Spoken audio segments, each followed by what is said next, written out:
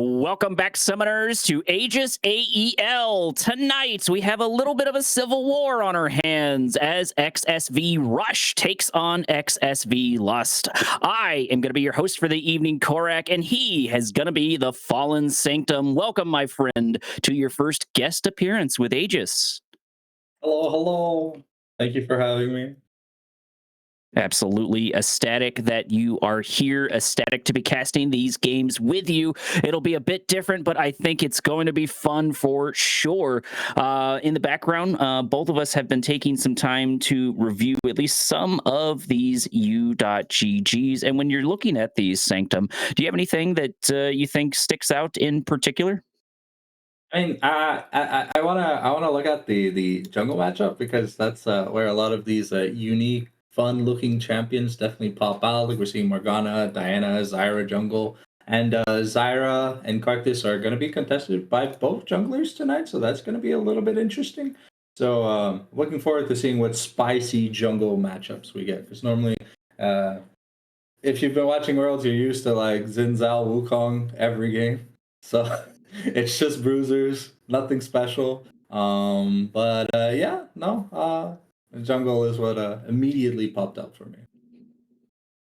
Indeed, something to watch out for sure. And a quick item of housekeeping: keep in mind this is going to be fearless. That's mostly the case, but some of the casts I've been doing recently have not been fearless. But this one, of course, is fearless. Should be a best of three, nothing real fancy. And this is, of course, Aegis AEL's standard format when it comes to a lot of this. And it looks like we are finally getting into draft, I believe, unless we're just going to hover at this screen for a while. But I think going over the U.GGs, the two supports on each side, we have Metal and and I hope I'm saying this right, I think it's Wander, is probably the Wanderer. Is it just Wanderer? Okay, Brod's telling me it's just Wanderer. All right, I don't know why I was trying to make it something more complicated than it was, but Wanderer and of course into Metal are going to be the two supports on each site. And I think I remember one of these, my colleague here was pointing out that they haven't played support specifically in a while, and I think that was Wanderer. Yeah, looks like Wanderer has only had a Blitzcrank game recently. For the skill level wise, if you're unfamiliar with the format, this is going to be right about the Plat to Emerald range. I think every now and then a Diamond gets sprinkled in, if I'm correct, but I haven't seen one in quite some time, so maybe the cap is Emerald. But keep in mind, most of this is going to be Emerald Sanctum. Okay. There's a clear contrast in between what these supports like to play. I see Metal is a big fan of going in, while Wanderer likes to, be laid back, chill, plays the Swain, plays the Karma and stuff. So probably gonna see like an Enchanter versus Engage matchup tonight. So bot lane's probably gonna get frisky around level 5. Absolutely. And a couple of picks in mind to keep an eye out for is Caitlyn is particularly strong. I've heard a lot of people call her game warping in a lot of different ways because of the different buffs, and I really see that because a lot of times the answer to her has been like, okay, we just send everything down and she'll eventually die and maybe not get a triple kill in the bot lane, and sometimes it works out and sometimes it doesn't. Granted, she's not the world's most overpowered thing, but she really does dictate how a lot of the games go, so I would not be surprised if we see it in the first pick or ban list. And also right about this level, something to keep in mind is Amumu is very good right here, even though he's not super crazy meta once you get past the diamond range or whatnot, but he still does a lot here for sure. First ban is going to be out, and it looks like we're banning Viger, Sanctum. Yeah, so we're going to be hitting Eastwag's champion pool here, and it seems that Viger is his most played by far. A little bit of a targeted ban moving forward. Go ahead, sorry. Next up, we're going to be hitting that Morgana that I was talking about for Queenie, something that they really like bringing out. J4 has just been a good champion if you've been watching Worlds. Honestly, just a really good champion. Vel'Koz, a little bit, I'm a little bit curious. I'm not seeing it anywhere, but maybe it's just one of those weird pocket picks in like the mid lane that can kind of just help against specific meta champion. Absolutely, and I wouldn't be surprised if the bans or the picks reflect some sort of comfort here in between these two teams, whether it's both the bans or the picks. Last ban, however, is going to come out, and it's going to be Ornn, and I do like this. I think Ornn is such a great sort of pick, T1 pick here for a lot of these different deals to grab. He's so easy to pick up for sure. Scion's another answer as well. Something that I think this Elo is seems a little apprehensive of playing, despite the fact that it's really strong and not particularly hard to play, is we don't see a lot of Alistairs down here, and Alistair pairs really well with Yunara right now. First pick, though, looks like we're going to go with the Ashe. Yeah. I notice normally when you ban Ornn, it means you want to play Rumble. Ornn's a really good matchup into Rumble. Sure, it's weak side, but the second Rumble has no flash. You kill him. So it's very scary for the Rumble if he gets ganked, loses his flash early, and he has to play really safe. So much more. And it's okay. I wasn't sure if that was a delay or not, or if it was just Draflaw being Draflaw things, but we did get Smolder locked into the background, so Smolder into Ashe there for the background. Ashe has a lot of this sort of consistent damage and utility throughout the entire game, something to watch out for. And then, of course, Smolder has the scaling. And honestly, I don't think I've seen Ashe into Smolder in a competitive setting and in quite some time. It's not really the common matchup, from what I understand, Sanctum. No, it's indeed a very rare matchup. Normally, when you pick Smolder into champions that can't really interact with you in lane, and you kind of want to pick Smolder into melee supports, just so that way your stacks are easier to obtain. I like the answer for Rush picking up the Mel here. They're really good at deflecting the Mom, the Achui, and the Fiery Breath. Because the Smolder's skills don't land on enemy champions, he doesn't get any stacks. So Mel is able to deny quite a few things in team fights. But I assume the Mel is going to be mid. More than likely, that seems to be where she's going the most part. Although solo, duo, even all the way up into the top of the leaderboard really likes Mel in the bot lane, so there's non-zero chance for it. This is going to be Nautilus. More than likely, this is our support, but there's also a non-zero chance that it's jungle. Nautilus jungle is still a thing, despite the fact that it's not played very much, and it's surprisingly powerful in a lot of different ways. The ganks are really powerful, and it has a weirdly good wave clear for a gigantic, Nautilus. Yeah. Quite typical answer into the Mel, just because Mel can reflect one thing, right? And Hui's got like 45 million spells, so 45 million minus 1 is still more than 1. Absolutely.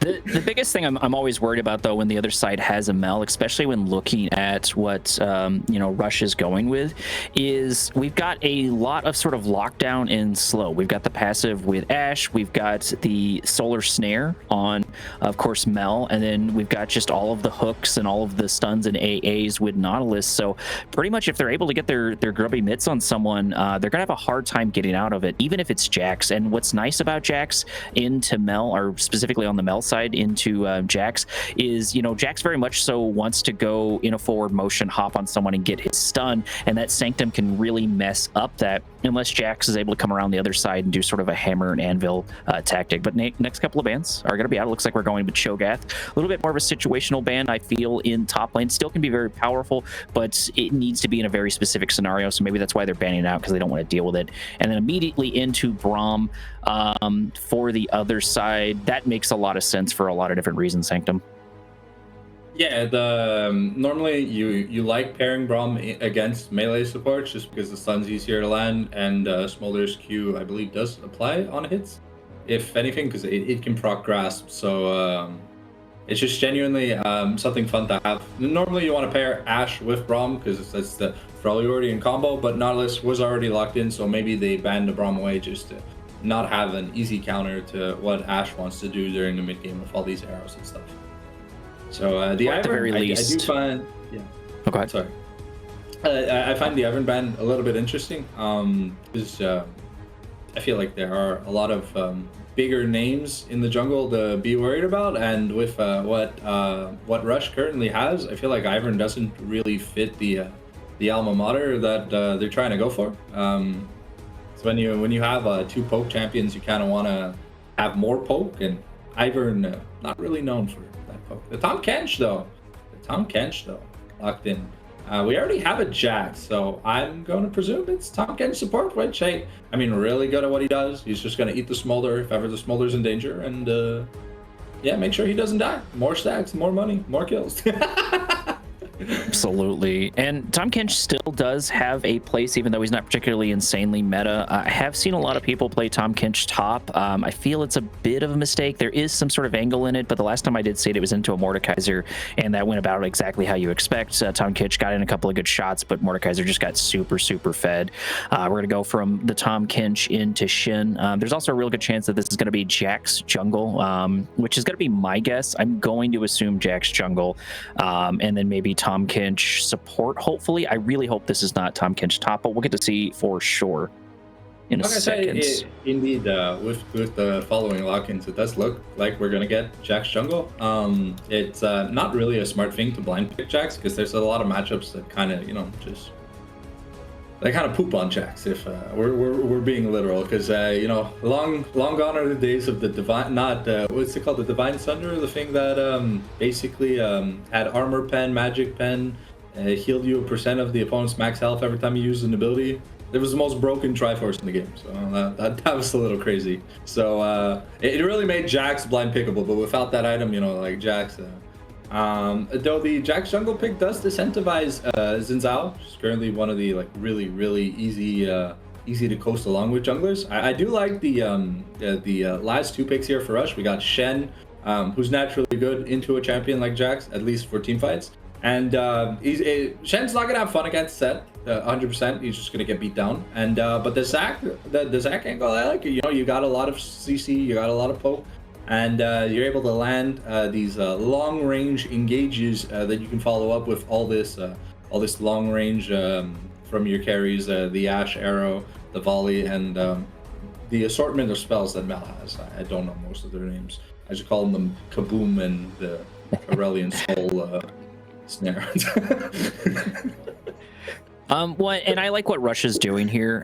They're keeping to what feels like their own particular rhythm, continuing with their first three picks. And I think Shin and Zac complement that for a lot of different reasons. They really capitalize on, basically, if someone gets caught, basically, I think other than Tom Kinch, they're probably going to be dead. But, I guess the nice thing, the angle that I'm seeing here for Tom Kinch support is just like you were saying, if Zac goes in and Tom Kinch is paying attention, he can just eat Smolder and reposition him for the team. So that is going to be an important tool to watch out for. And when looking at all of these plays and whatnot, there's plenty of other things that you could point out, and I'm sure there's going to be a lot of really good notes, but I think a lot of this game's tempo is going to depend on that Tom Kinch, when and where he's at, and specifically if he's able to keep Smolder out, because even if he gets Smolder to safety, he's got to balance that between Smolder needs to get in there and get stacks and deal damage. So it's a bit of a trade-off one way or another, but it is kind of a get out of jail free card, Sanctum.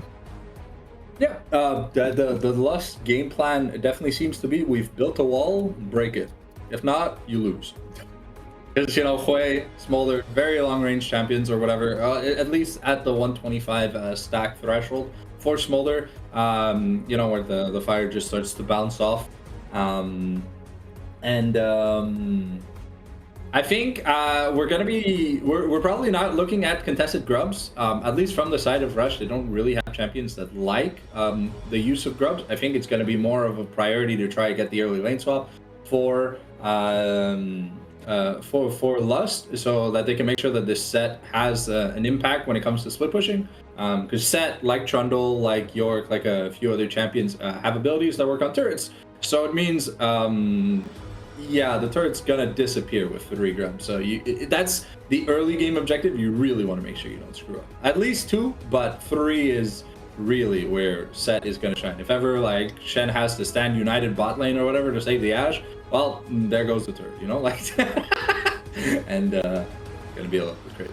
But I do like what we have here for the side of Lust. But we're probably looking at front to back style team fights on both ends. Outside of the odd split pushing angle that Lust is going to give us, these teams want blood, and we're probably going to see it around Otacon and Baron spawn timers, so 20-25 minutes. I assume it's going to be rather quiet until then, unless the teams are known to be very bloody. The team comps definitely aren't early game. Let's just say that much. Absolutely. And I think if anyone's going to get anything to pop off for them in the early game, it's either going to be the mids or the jungles here for this. I can see plenty of angles where Zach's able to pick up a kill, and same thing with both these mid laners. Time and time again, across all different elos that I've had the pleasure of casting, I've seen Hui pick up early triple kills before, sort of like in between the Void Grub and the Drake, the 5-minute timer, and then of course going in the Void Grub timer. I've seen that little window right there where Hui has been able to pick up triple kill after triple kill after triple kill. And I don't know if I'm just particularly lucky to see that, but I do think that is something to watch out for. Hui does an insane amount of damage even early on, and it's very, very deceptive. Plus, the thing though too is once you're in the area with those neutral objectives, you don't have as many places to maneuver and sort of get out of the extremely wide area of effects that Hui throws down. But either way, we're going to go into a quick 4 to 5 minute break as we wrangle the players into the game itself and wait down the spectator delay and hopefully run through a couple of these ads. But either way, make sure to join us in a couple of minutes because we'll be right back.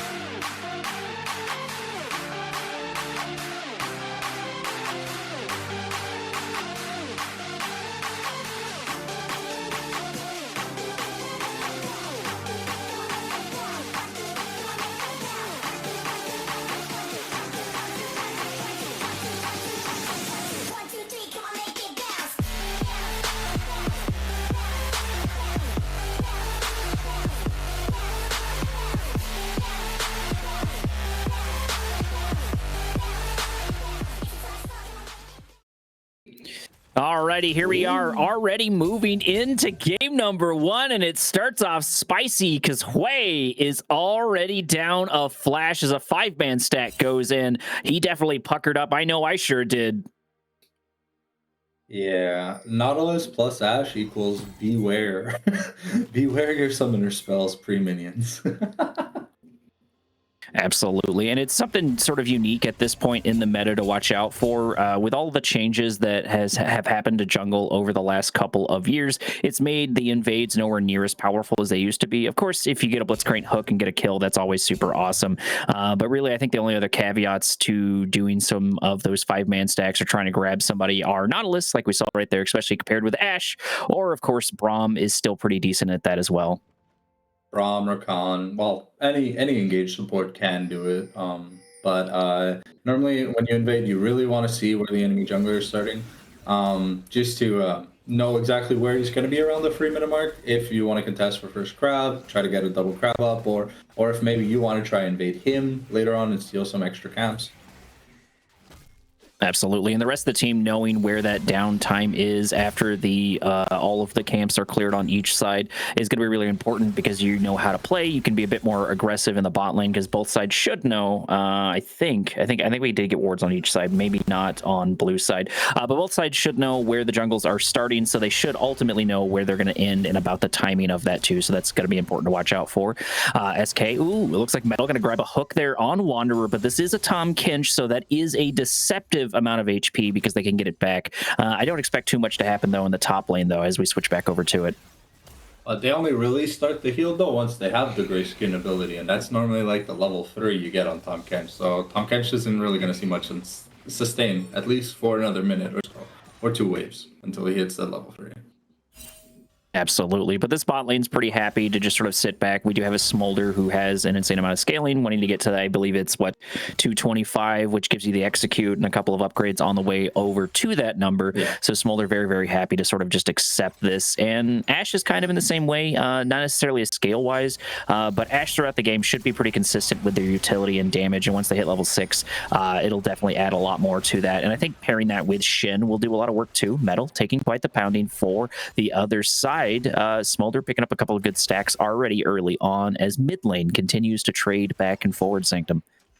We see Kuzu took the bad end of a trade against Set and was forced to use his flash like super early on. This matchup is pretty dreadful for Shen because you can just get E'd out of your Spirit's Refuge, and that means auto attacks tend to work on you. So that's what Kuzu's gonna have to be careful about going forward, at least. Because with a Jax, they can easily attempt a turret dive. Absolutely, and definitely something to keep an eye out for. We are getting down to the downtime. It looks like Jax is a little bit behind, so Zach is here sooner rather than later. Spots a ward, is clearing it out, and I believe he's going to go for the scuttle immediately. So Jax will have to rotate to the top lane. I don't think he can intercept that in time. A couple of wards down. We are expecting a gank from the Jax, and I think that's a good angle to go for, because if you can get Smolder accelerated, that's always super, super great, but I don't think that we're going to allow that to happen. I mean, Queenie is about to get the junglers are getting their smite at the same time, so we might see Queenie make an attempt for a double scuttle. Zach is going in, but unfortunately there's not another thing for him to hit. Zach actually being a little bit greedy here, grabbing both Scuttle Crabs, so that would be a decent lead. And so far it looks like Storm is going to have a harder time following this up. So Queenie going to start off with a tiny little bit of a lead as the Metal goes in as the camera switch away immediately. Zach looking for a gank over here on SKT, trying to lock him down, but Zach actually picking up the first blood. He might get taken down for it. No, Queenie's just going to walk away. I guess at the end of the day that is a set, so that's scary and you have to watch out for it, but nice plays. You mentioned that Shen really was going to struggle, and we're seeing that right now, especially with the first blood. Yeah, pre-6 on Zach, it's a lot harder to finish kills off if you don't have the access to Let's Bounce. Nice trade going in the bot lane. Locking down the Smolder. But I think Smolder's going to be pretty happy, though, in this game, right? Because normally when you play Smolder and there's an aggressive enemy jungler, you kind of get scared about not being able to stack. But I mean, Zach has to commit to almost turret diving unless you're not overextended. So I think the bot lane here for Lust is definitely happier than seeing something like a Pantheon or a Vi early on, you know? Absolutely. Rutledge in a bit of a trouble in mid lane, taking quite the shots. Trades have not been favoring themselves into E-Swag as still smaller, it's not smaller set. Really is just absolutely chunking this Shen early on. However, I think Shen about just a little bit before mid game does finally start to come online, especially once he gets that level 6. And we've got a lot of, I won't say, global abilities, because both Shen can ult across the map, and so, of course, can Angel on this Ashe. So pairing that would be super important, especially if someone else sets it up beforehand or after. So those elements should open up rather soon. Hitting level 5 now for the Ashe in bot lane and waiting for it on the other side as well. 0-1 on the clock, about 6 minutes, and it looks like Zach Queenie is going to be starting the first Drake for the evening. Yeah, with percent health damage on the unstable matter, really easy for Zach to do damage to epic monsters, and he's got such great sustain that it doesn't really matter at the end of the day, unless Jax has something he wants to do. He's probably just gonna be power farming until he finds an angle to get something done. So I think they're trying to prepare for grubs coming up here shortly, in like a minute 15 seconds. Absolutely, both sides really wanting to get their hands on 6, especially inside of the jungle. But I think something to keep an eye out for too is once these grubs pop up is not only just the rotations for maybe the supports and the top lane, but we've got to watch mid lane especially. So every single one of these trades is going to be so important, because in about a minute we're going to have the void grubs up and coming. We are getting our first rotation. It looks like Wanderer looking to try to lock down Rutledge. Rutledge hitting level 7, does not see the Tom Kench just yet, but probably feels something is up. A disturbance in the force for sure as a ward comes down. As you can see, we already have the first lane swap by Angel and Metal just to be ready for these grubs in 30 seconds. And it looks like Argo and Wanderer haven't initiated a lane swap yet, so maybe they're not thinking about contesting these grubs. Well, and I've got to say, even though the lane swapping is really powerful, it's not super common at this elo. We did blow a flash there on E-Swag as Queenie goes in, hitting level 6, which will be an important tool for them to not use later. But it looks like Storm is going to try to match Zach on the other side. But we do have the full rotation, just like you were talking about, for ADC and jungle, or ADC and support heading over there to get those void grubs, which are going to be so important for sure. Yeah. And denying these from a champion like Set really does change how fast Set can push a turret. Because normally with 3 grubs, if Set's alone on a turret for like a wave, it's gone. But without grubs, it does buy you at least 20 more seconds in total per turret, where Set would normally want to be able to take everything. So we're seeing good objective control by Rush here in the early game. And now that the Hui is flashless, he's really going to have to be careful, because that elastic slingshot has a deceptively large range when it comes to getting ganks in. Absolutely, and all key points to watch out for, sure. But now we have level 6 on just about everybody. So 7 on the Shen. We're going for a couple of free plates. It looks like Shen was doing much better into the Smolder. Not really too surprised there. Smolder probably got a couple of stacks off of them, but Shen probably appreciated the breathing room because he was behind on CS for quite some time. And Ashe is really going to appreciate getting these plates if they don't get caught here by Wanderer. Yeah. Oh, okay. Here okay. We're looking for it, but it looks like it's going to be a little bit premature. Unfortunately, nothing really happening. We did hit level 6. Kazoo, however, in a bit of trouble as Set actually ults him away from Storm. Weirdly enough, I'm not sure that's what you wanted to do, but Kazoo's definitely happy for it. And that was definitely Shen is definitely laughing at the end of the day. He's like, "Oh, wait.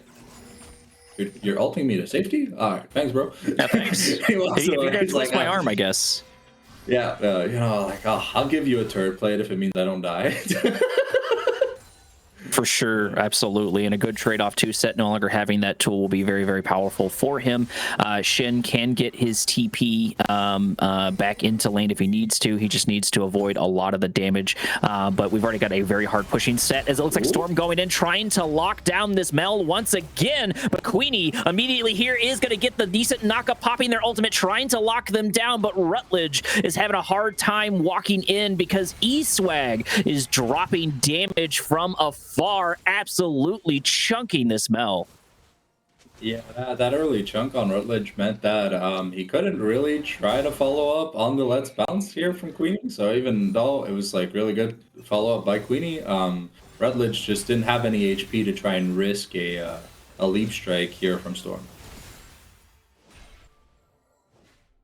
Absolutely, and Rutledge is really, really struggling. I take that back. I thought they were going to be down further on CS, so even though they've lost a lot of these early trades, which in the long scheme of things doesn't really matter too much, they're 93 to 86, so they've been able to not only keep up, but stay a bit ahead. Wonder maybe overstaying their welcome, but should have plenty of time to get out of this. I don't think they really want to take this fight too much. Tom Kinch will not go down easy whatsoever, especially at level 6. We are getting a little bit of vision war back in forward, and we've got about 16 minutes or 16 seconds on the clock for the next upcoming Drake, which will be pretty important for either side. We've already got, it looks like, both objectives on Rush's side. And the thing that a lot of people tend to forget is that Mel, technically, like Smolder, has Collector as a passive. So when it comes to farming, she doesn't have to put much effort in. The Blackfire Torch normally just takes care of the wave by itself. Absolutely. Gold sitting about 17k on each side. We did get a 3-man rotation for this objective, but they do not have the positioning really here to fight this. Zach Queenie specifically has had a very dominating presence on rotating and moving around. Jax has gone mid a couple of times, but that's really been the only indicator. We are going to start fighting over the control for the banana bush, as we do get at least some stuns on Storm. Switching over to the other side, Ashe is able to do a decent amount of damage, but they're pretty low on mana, so that's something to watch out for. But I don't think Lust really wants this fight. At least they don't seem to be picking it out. Either way, I'm not sure what the plan is. Looks like Huey's going to pop his ultimate on Queenie as Metal goes in on the other side. Storm getting a 2-man knockdown, going for that back line as the rest deal with Zach. However, it looks like he's going to get taken down. Angel able to do a good chunk of damage. Here comes Set in from the backside. He should have an ultimate, looking for it. They're just trying to lock him down. Angel slowing him down, buying a little more time for his team as Huey does a bit of damage on the other end. Set picking up a kill, and that is going to be 3 down on the side of Rush. Zach absolutely getting melted. Storm buying an insane amount of time with that 3-man counter-strike in the backline meant that the damage wasn't able to really follow through, and SCK just had more impact in that team fight than Kuzu did, so that Stand United shield not really being that useful at the end of the day. Well, and see, the thing, though, too, with Set is he's so powerful. I think a lot of people forget the strength of Set, especially if he's into somebody like Shin. They really got to be loving this matchup for a lot of different reasons. But even if you take the top lane out of that equation and you just focus on Set, he's going to be pretty decent into these team fights because Ashe doesn't have an insane amount of escape, and Set and Jax can kind of bypass the peel of the other side, especially because it looks like Queenie, for the most part, has been on the attack, has been trying to go for the backline for their side. And Shin, I don't want to say necessarily that Kazoo has been floundering. That's not the proper word here. But they've been a little unsure of where to place themselves in a couple of these fights and kind of struggling.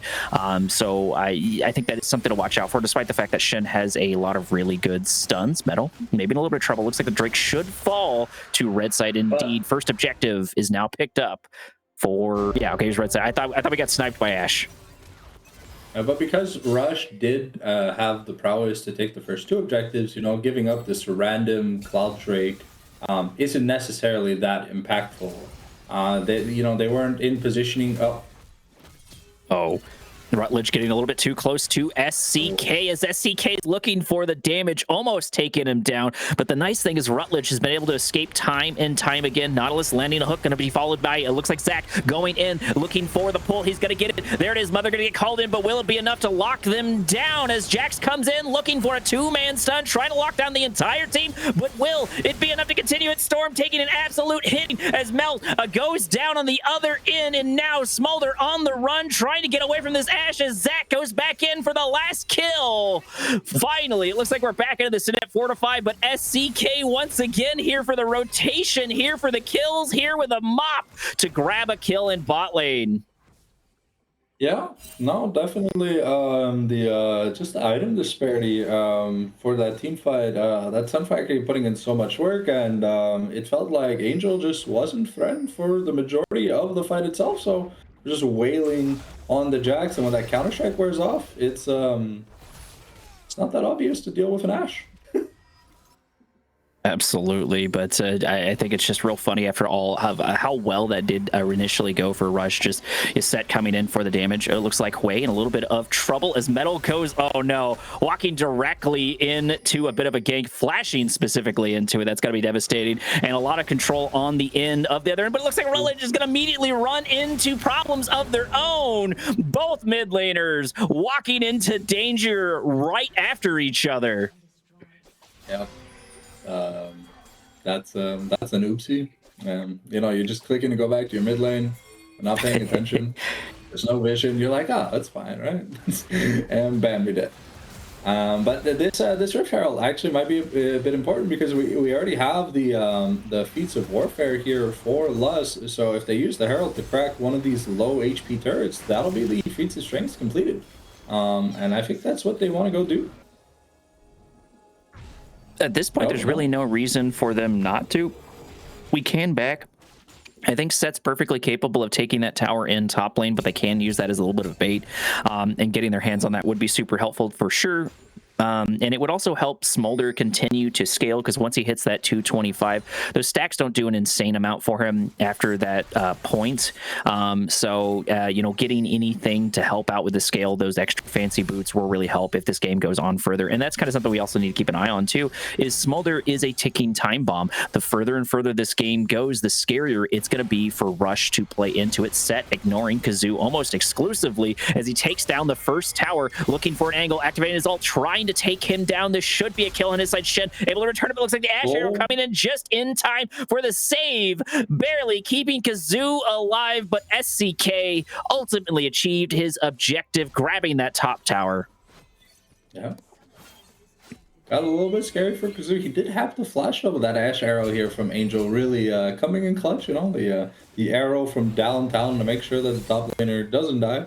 Because things could have gone very, very scary in that team fight. Absolutely. Zach looking for an angle to try to capitalize on. Doing Zach things, not really too surprised there. It looks like Tom Kinch has had a presence, a little bit less so than I expected as Queenie goes in for a knockup, but we're going to return it with a little bit of lick as Rutledge once again in a bad position. Mother going to get called in, trying to lock down almost the entire team as they're falling to pieces. Even Queenie with all that HP is struggling to stay alive. Things are not looking good for Rush, at least in these engagements. Shelly getting deployed in mid lane. That's going to be a dead mid tower. Yeah, Rutledge seems to be playing this game like his name's Galio, but one look at the champion stats. I don't think Mel wants to face tank. Oh no, Storm. These Jackson gauges. Oh, okay, maybe. Oh, I'm going in, but unfortunately that tower still hurts as he gets taken down. SCK trying to return on the other side. Swag just barely escaping from that carnage. The arrow coming in, but we are going to miss it as unfortunately Smolder looking to walk away. Queenie going in on SCK. It looks like we're going to miss the stuns as Metal tries to lock down this set. Finally isolated as we're absolutely kiting and beating him down. Absolutely devastating. You may be a raid boss, but we have a party to take you out. Yeah, SCK learned that he had a 1-year membership to the Bouncy Castle Emporium, and he just realized that he was its #1 customer. And that's actually going to be a lot of standing gold. You take a dragon here. You might be able to take this outer turret because it is triple grubs. So one more, no? Okay. I don't think they want to risk it, especially with the objective going to the other end. Rush able to get their hands on a couple of things, because that's something you really got to watch out for, especially in competitive play. So League is set up for it anyways, but League of Legends is not a KDA-based game. I don't care what anyone says. It's an objective-based game, and you need those kills to help you get more objectives, which is exactly what they did. They killed SCK, and they're like, okay, we can turn this into an objective, and Zach immediately hops on it and continues that Drake grind on their end, as Autocon is now spawning in the bot lane. Neither side's really gonna want to take that. They still need that number advantage. Autocon quite synonymous with turning fights around for good reason. I mean, yeah, the Otacon does provide an insane amount of experience and adaptive force to the team that is able to take it. Could we get a check-in on the amount of petals these players have? I'm not too sure. Because if you're able to build up like a decent lead when it comes to the stacks, it looks like it's 10 stacks here for Jax. Lus. Yeah.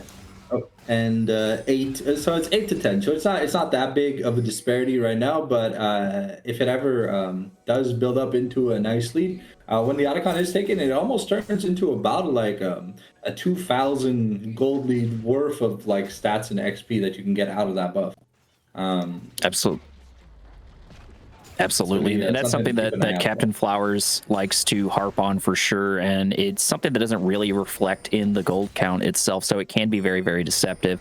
But the armor shred on Autocon for these team fights does a lot of things that Baron does as well. Oh no, the hook coming in for Tahm Kench's Wanderer. Wanders directly into a bit of danger. It looks like Storm going in the other side, but he's going to get picked on. His mother gets called in. Metal taking a whole bunch of damage, a lot of back and forward. The roots coming in left and right. Wanderer just barely able to escape. Mel trying to activate their ultimate, do a bit more damage as E-Swag finally arrives for a little bit of extra damage. Metal now in a bit of trouble. SCK looking to lock them down, pulling the take into Rutledge, but unfortunately it just barely does not reach. However, Metal still gets taken down.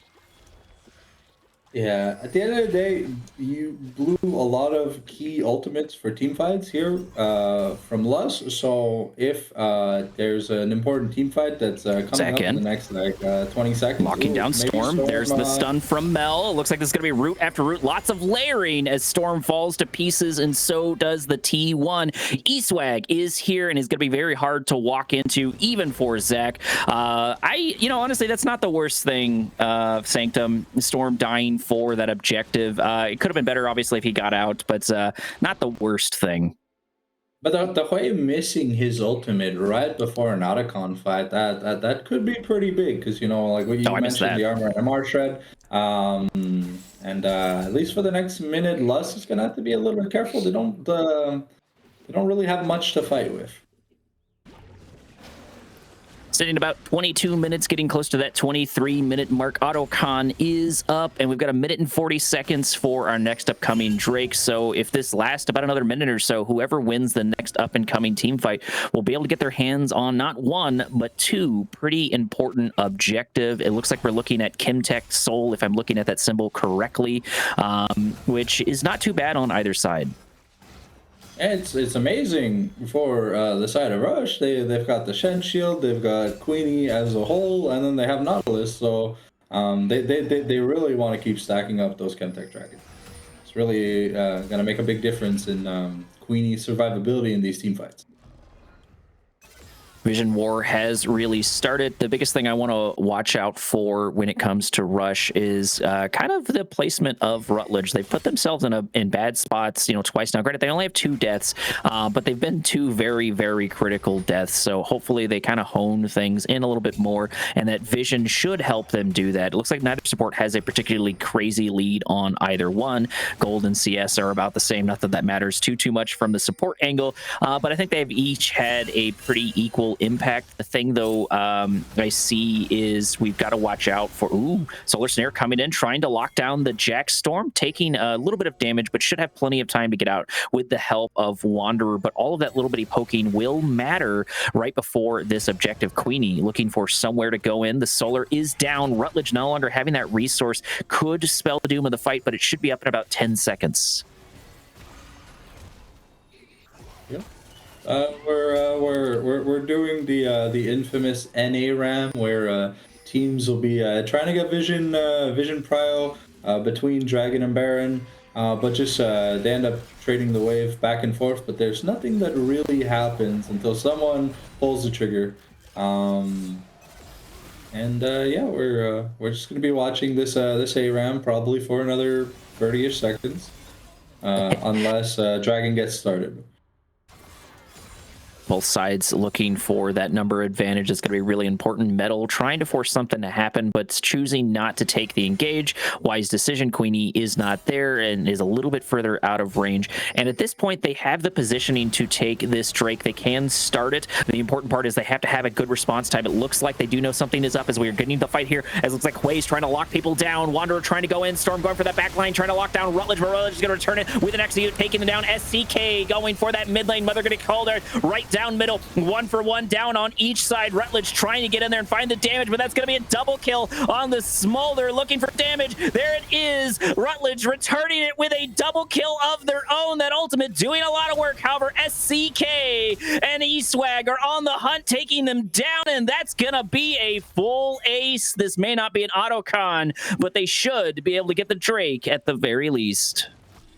Yeah, fighting in tight corridors against the Hui and a set does spell a disaster. Also, I do believe that Argo had his 225 because that was it sounded like that was an execute that just happened. 241. Yeah, there it is, okay. right there, So, 241. yeah, so definitely now it is a lot more dangerous to have these very long extended team fights. Neither team has much sustain outside of like Queenie or SCK, so they do have to keep an eye out on their health bars.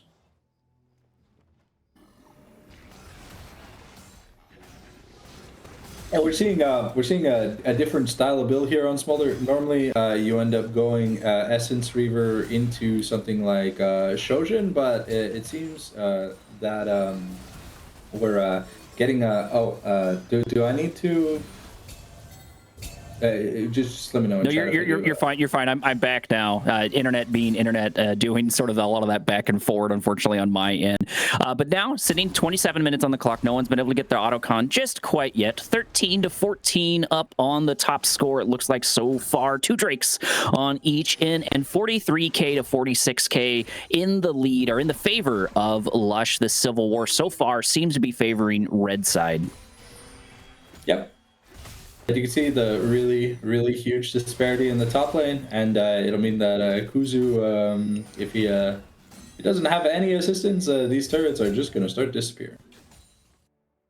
Absolutely, especially when you've got Set here. One of the biggest things that I would hope Kazoo would be trying to do is keep Set in the top lane, make him blow that TP, because Set technically has 2 TPs. He's got his normal TP and he's got his ultimate. There it is. Solar Snare coming in, trying to lock down the Jax. A little bit of damage as eSwag comes in on the other side, mid versus mid on the other end as wards get placed left and right. That vision's going to be so important, especially clearing it and taking it. Set is in mid lane, getting that pressure, so things are not looking good for Rush. They're in sort of an awkward position in a lot of different ways, in vision, in pressure, and just sort of across the map. And you really don't want to start these autocon fights in tight corridors, because it leads perfectly into what Hui and Smolder want to do, as their abilities just line up to get the full amount of damage out, and it's really hard to dodge when there's nowhere to move. Absolutely. Rutledge making sure that nobody's taking autocon. I thought we were going to get a fight inside the jungle. It looked like at one point Kazoo and SCK were going to bump into each other, but we thought better of it and backed away. Not really too surprised. Once again, capitalize on that advantage on Shin, continue to put that pressure in top lane, and let the other side waste more resources to go help out with the autocon. Yeah. Now we hit the 3-item mark here on the Smolder, so it's we're getting really close. Oh, okay, maybe Metal is getting caught out here. Picking up a good amount of damage as Storm comes in on the other side. Metal keeping themselves alive. This autocon is here in the background, so we do have active armor shred as Wanderer buys time for Storm to get out of there. Autocon's still up, but most importantly, it looks like things are favoring right now Rush, because the damage is mostly on this Nautilus and Storm, which favors blue side. Yeah, it's a really good defense by Rush, not letting Storm get too much agency here on Angel. So you know, this Ash still has the ult, still has the flash. So when it comes to this next team fight, SCK doesn't have his teleport anymore. So it's gonna buy Kuzu a lot of time to get some stuff going in that top lane. They can send eSwag because he'll have his teleport up shortly, but the nature of the matchup does change. Storm picking up that Scuttle Crab, going to help them with the vision in a lot of different ways. That's super helpful for them to grab, especially because that's a ward you cannot destroy. Really nice to be able to get their hands on it. Metal, maybe overstaying his welcome a little bit. However, this is quite the beefy boy, so he should have time to get out of here, but we got to have a lot of response for it. It looks like Tom Kinch going in. We do have a plant here for the save as Storm absolutely helps the other side. A flash coming in as Metal goes down to about half HP, but still stays alive, so that's good for him and good for his team, most importantly. But we're really in an awkward stage. It's about 30 minutes on the clock, and neither side has been able to get a definitive advantage on either one of these objectives because Baron has spawned in the background too. In about another 40 seconds, we've got another Drake. Metal once again walking into a bit of damage as Queenie goes in on the other side, trying to lock them down. If they can get their hands on that Smolder, that'll do a lot of work as Wanderer keeps Storm alive once again. SCK in the background trying to do a good chunk of damage. Queenie trying to buy a little more time as Shin goes in, activates his only Kazoo, able to do a lot of back and forward. Storm trying to lock down Rutledge, but is it going to be enough? It looks like it's not going to be. However, the zone is going to get popped, and we're now officially on the hunt. Blue side once again in a bit of trouble, going to get taken down. That's 3 deaths, and now we have a number advantage on Lush, but look how low those health bars are. Yeah, fighting in those tight corridors meant that Hui was just getting so much spread out. It did cost Lust a lot of summoners, but I mean, taking an almost ace into the Otacon plus what is likely going to be Chemtextual Point, looking really good here. Plus, we should be nearing the 100% crit mark here for Smolder, so he'll truly be fully online. Absolutely, and this will be a third Drake for the other end. So not only did they pick up 3 kills, but they picked up 2 objectives, which are going to be so important. And that wallet gap is increasing further and further. Now 5K in the lead. Lush, red side, looking in top form in game number 1, Sanctum. Yeah, Lust, they played to their win con. The Smolder has never been friend in team fights, and I mean, it kind of shows. You get a lot of damage down, and then you just start executing people. Importantly, the Zac passive was popped, so for this upcoming Baron fight, it's not going to be available if they do want to pull the trigger. So Queenie is going to have to be very careful around the Smolder. Absolutely. We are clearing wards out, but they're on the opposite side. And at this point in the game, you know, Lust can really play this slow. They can play this to their own tempo. Metal, once again, walking into a little bit of trouble, but has plenty of beef in order to get out of it, only taking a slight amount of damage. Still clearing wards back and forward. Don't expect too much to happen. Smolder looking for the reset. I imagine after he gets back, we're going to be looking to make something happen. It looks like SCK continuing his macro push in the bot lane, taking a T2 basically for free. Yeah, so we get the makings of the Mortal Reminder here with the Executioner's Calling here for Smolder. Notably, I'm not a big fan of this Heartsteel second item. I feel like Heartsteel loses so much value when you build it out of your first instead of your first item, because you never really know if you're gonna have like enough time to get like useful amount of stacks. Because 24 stacks at 33 minutes. I feel like maybe we could have gotten something else, but we'll see here. Metal, maybe getting caught out. Running directly into SCK, and look how quickly he's going to get melted by the Smolder. And SCK Rutledge getting planted back into the other side as Ash pops an arrow down Main Street to keep the pressure off of Rutledge. And even though this mid laner, even though Mel is still alive, being down Metal means this Baron could easily fall in the hands of Red Side. Angel having to use the arrow just to save Rutledge means that they don't really have a way to go in. I mean, Queenie's suiciding if he's jumping in the pit alone. Absolutely, and it looks like the Hui for the other side is indeed going to be Hui, as Rutledge just cannot find the damage running face-to-face to SCK, which is not what you want to do. You do not want to get in melee range of Set, and there looks like it's definitely going to happen. That's another 3 kills in the favor of Lust, and now they're going to get their hands on a Baron having quite the dominant performance in this Civil War in game number 1. Yeah, at the end of the day, the rich get richer, and you use all your tools to save Rutledge, and then you still try to take the team fight. Things aren't going to look that great. Ash already didn't have flash, so she got sniped by Eastwag at the start of the team fight. And then, well, yeah, that was kind of the end of the team fight. Without the Ash, you're not killing this Jax this set or this Tahm Kench, and now we even have a Seeker's Arm Guard here on Smolder, so adds the icing on the cake just to make sure that, oh, you caught me off guard, cool. Reset tempo. My team's stronger than you. We win.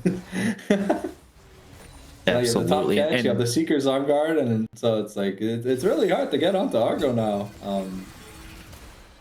Well, and even if blue side ends up getting a bit of an advantage, if we look at the gold, there's almost a 10k difference between the two sides. That wallet is going to come in clutch, especially on someone like Set, especially on Smolder, especially on Away. They do so much. And the other big thing too is SCK is just constantly macroing his face off. And look at that. The entire team's fighting him. They may actually be able to get a kill, but he's managed to get out. Ash Arrow does activate, but Wanderer comes in clutch for the save. Storm looking to talk down Rutledge on the other end. Rutledge in a bit of danger. A lot of back and forth. It was a good angle, but that wallet kept Set alive. A good chunk of damage, and this might already be the end of game number one. Angel trying to dig deep and find the damage, but it's going to be too little too late. Metal getting chased down by Storm on the other end, and it looks like the Shen is the only one to survive from this carnage, but Wanderer's not going to let him back. Yeah, no, very good team fighting here from the side of Lust. They established win cons very early, and they built a wall that unfortunately Rush did not have the resources to break down. So at the end of the day, if you can't kill this Smolder, you lose. And that's one of the nice things about Smolder in a lot of different ways. We had plenty of tools to help the Smolder get to that late game and allow them to build stacks for a lot of different reasons. Set definitely helped. SCK specifically helped a whole bunch, picking up a lot of early kills and was just this constant monster.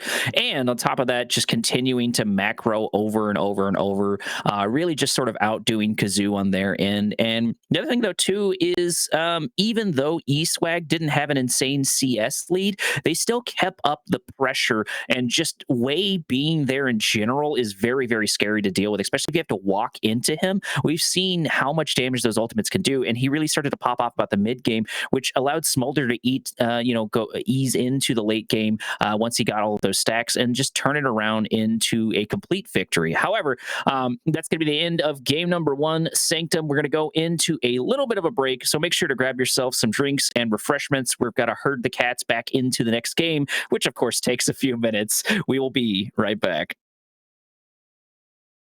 マーケットは迅速な発送ですぐにお届けします。あ、ボックセット？あ、大丈夫？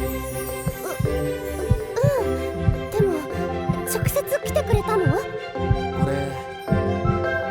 れって漫画みたいだったね。しかも今衣装着てるし、花でもあれば完璧なのに。完璧だよ。壊れ物だから自分で届けたかったんだ。あなたって完璧。ありがとう、全マーケット。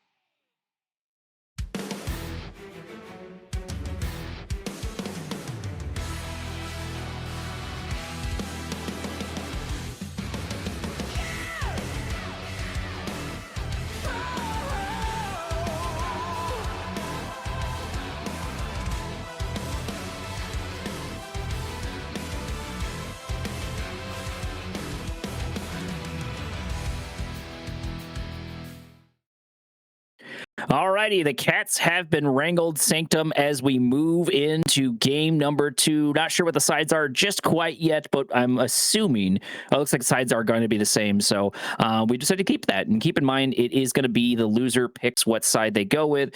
So this was a decision on blue side to stay blue side going forward. But really looking at this, what do you think they have to do to come around with this? Where did they fall apart in the last game? I feel like the draft from Rush, while it was like nice and stuff, it kind of didn't have predetermined win conditions. You have the Shen, but then you have the Zac, so already conflicting ideologies. I feel a little bit more clear drafting to like identify what the team wants to do throughout the game is definitely going to be something a little more helpful because like there was no real space building for Angel. Like there was no one to just stop the set or the Jax from just flash bonking Angel on the head with a really big wallet. Absolutely. And sort of looking at that too, I think that's a good point to bring up because now that I look at it, and of course, after the game is over, I noticed it. But Rush didn't have an insane amount of just damage in general. It pretty much relied on the back of Rutledge on Mel being their primary damager. Sure, Shen can do a deceptive amount of damage, and if you let him, he really can chunk you. But Ashe is very much in a state to where she's not known for absolutely bursting people down. She's known for her utility and just sort of her consistency, which are the reasons you pick her. But we just didn't really have the damage either way. Maybe if we had tossed in a Nico to make up for the difference, or maybe even a Diana might have played a bit better into that dynamic, especially if they're lacking the damage. It's not that Queenie did bad. It's just that I think that we needed to mix something up to make that work. I agree with you on that one, Sanctum. The champions definitely all wanted to do different things. Like when you draft Zac Nautilus and your solo carries are Shen Mel, you got to ask yourself some questions like what exactly do we want to do in a team fight, because no one wants to work together. We can go in, but there's gonna be no follow-up. Our carries are gonna be like 2 screens behind, and they're both immobile carries. So it means they can't close the gap, and the Ashe arrow only, at the end of the day, only does about like 150 damage. So it's not like a game warping ultimate like a Moonlight Vigil or whatever the name of Yunara or Smolder's ultimates are. So yeah. Smolder's literally just mom in all caps. Yeah, so it's like fiery breath, a chewy. Sometimes I say plop plop plop, but it's supposed to be flap flap flap. I really don't know why. Ryan gave us such a weird name, and it's mom. It's like, but the Q has an even longer, more grandiose name too. It's Super Scorcher Breath. So that's a bit of a mouthful. The W is a chew, which is funny. I'm used to seeing Smolder in TFT, and it's called Fiery Practice in TFT. It's not called Super Scorcher Breath. So that's honestly what I've just been using for casts. I didn't know there was a difference. But yeah, no. For Yunara, I literally just say Street Fighter references, and people just jive with it. Here we are into the draft. Let's see if Rush want to get a better first pick going, because I mean, it felt like there were a lot of like S++ tier picks that were just ignored. Like we picked Shen and Mel, but Orianna, Rise, like I do all the. Yeah, sorry. Go ahead.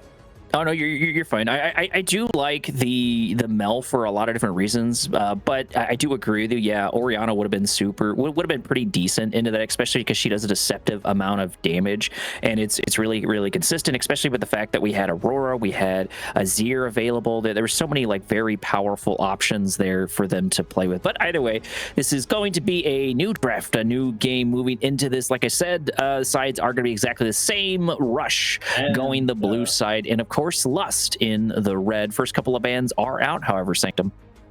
Yeah, it's the same thing we saw last game. So maybe we're just seeing these standard bans here from game 1: the Jinx, the Vel'Koz, the Ornn, the Viger, and probably it's gonna be it was J4 and Morgana last time, but this time we're switching it up. We're banning the SOA, so maybe that indicates we want to play the Scion here from the side of Rush. Would be a fantastic a B1 blind pick. So we'll have to see if that does end up being the case. The Scion is a champion that if you do not have a comp to kill him, he will not die.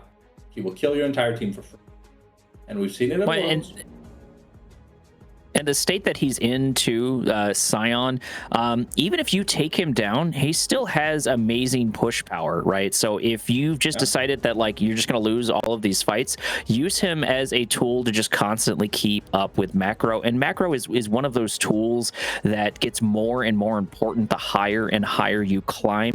And you see quite the difference of it too. And even though SCK in the previous game was doing an insane amount of damage, one of the biggest things they were doing for their team was constantly keeping up that macro. So if we change that up with a Scion pick to sort of do that on the other side, even if you get creamed in lane, you can follow that up. And it looks like the first pick is going to be Morgana.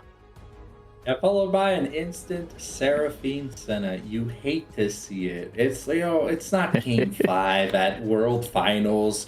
Bro, there's so many champions available. Why are we playing the I'm not playing bot lane draft? Like, but I do love the Morgana here for Queenie. Is Queenie's main champion, and he got banned away last game. So this game, you know, maybe this jungle Morgana definitely gonna have a faster clear than Zac. You see Blitzcrank gets locked in here shortly for the side of Rush, and you know that Dark Binding plus the Rocket Fist means that we're gonna be getting a lot of stuff done real fast. If they're not careful, these very immobile bot laners here on the side of Lust are going to regret insta-locking champions that do not have mobility. Well, and the thing, though, too, is I believe the Black Shield blocks Encore and a couple of the other abilities, so that's something really, really powerful to play with. And I don't know, I'm just a real big fan of the Morgana jungle. I like her better mid, but there's still plenty of angles that she can do that. And it looks like so far our picks for Rush are going to be Morgana, the Blitzcrank, and Jhin. I do like this. This lets Jhin be a little bit further back, even though it's weird. And I can see the look on Sanctum's face here. He clearly wants to say something. But yeah, I do see an angle where it could work. Go ahead. Sorry. So well, okay. I will create this thesis while we are getting probably identical bans in round 2, right? You pick Jhin, right? A champion that, of course, you know, he's a super popular serial killer, but even though he's super smart, he only realizes that he can put 4 bullets into his little gun. And now, if I'm a Rush, I'm like, okay, we can pick the Jhin. It's a great angle, good into Senna. And then Les is like, hey, you know what Jhin can't do? Kill an Olaf. You can't stop him. He's gonna run you down, and you're gonna be doing the meme where you're just holding all your bullets, being like, they don't fit into my gun. And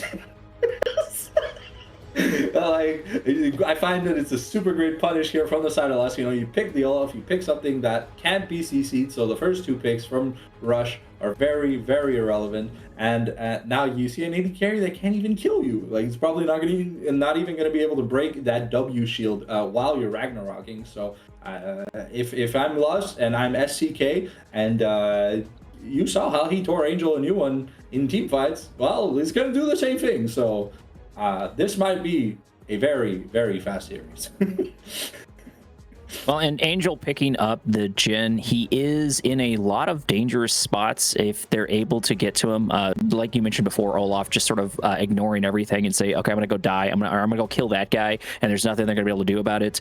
Is definitely a powerful tool, but we cannot ignore Encore. Encore can interrupt Curtain Call, so even if Jhin gets that range and Seraphine just steps up a little bit closer, immediately kills the ult on top of the roots that she has, on top of Senna's roots, so there's root on top of each other. And then, you know, to add insult to injury, we're going to go into Victor. So this is a lot of CC, and more specifically, it's a lot of area control. So Lush is making quite the statement, which is basically, you don't want to fight us in your jungle. You don't want to fight us in our jungle. You don't want to fight us in the neutral objectives. And you barely want to fight us in the lanes as well, just with how much they can lock them down. Yeah, so Lush said, hey, we pooped on you guys last game when we picked a late game draft. We're gonna do it again. Beat us before 25 minutes, or this setup's gonna have 1,000 range, and your Jhin's not gonna see the light of day ever again. So we got the Victor, amazing scaling into late game. Senna scales literally infinitely as long as there are cannon and super minions and champion deaths spawning or whatever, right? And then you have the Olaf, who's just gonna run down this very, very immobile team comp. I mean, we have a Zeref who can't really kill an Olaf, and we have a Scion who, I mean, shouldn't die in lane to Olaf, but doesn't bring, like, I feel like the damage profile here from the side of Rush is extremely low. You only have one source of physical damage, and I mean, hey, this Olaf is smart and builds like Maw Koenig. Like, what do you do to him? Like, if the Jin's not 15-0 up 4 items, this Olaf just wins the game. And now we're adding insult to injury with a Gwen. So it's like, I don't know. I love the draft here from Lust. I feel like Rush, they kind of rushed their draft. But Boo. I'm not upset that you made the joke. I'm upset that you made it before I did. I do appreciate it for sure. This is the final little part of the draft, so we've got a full team that we can now look at.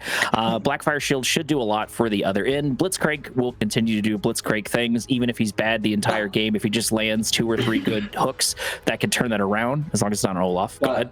But hear me out, right? You are Blitzcrank, and you see a juicy Senna and Seraphine, but then you see an Olaf and a Gwen, and you're like, if I ever pull either of these two in, I've just aced my own team. Because Gwen's gonna go immune. Double-edged like, sword. you pull the Gwen in, and before you can knock her up, she goes immune, and then like Triple Needle works the backline, who have no dashes, so the second the first one hits, if you don't have flash, you're dead. And then there's the Olaf, you pull him in, he Ragnaroks early, and then he's like, oh, thanks, bro. Thanks for the pentakills. Reckless swing abundantly. So it's like, I don't know. Like, the Blitzcrank pick looked fantastic with the first 2 picks early on from the side of Lust. And then Lust just said, hey, we're going to draft 3 champions that if you blitz hook, it won't impact the team fight. It'll impact you losing the game faster. Well, and despite the fact that we have a lot of synergy into, Rush, as in Lust's team has a good synergy into the other side for a lot of the reasons we just got done mentioning.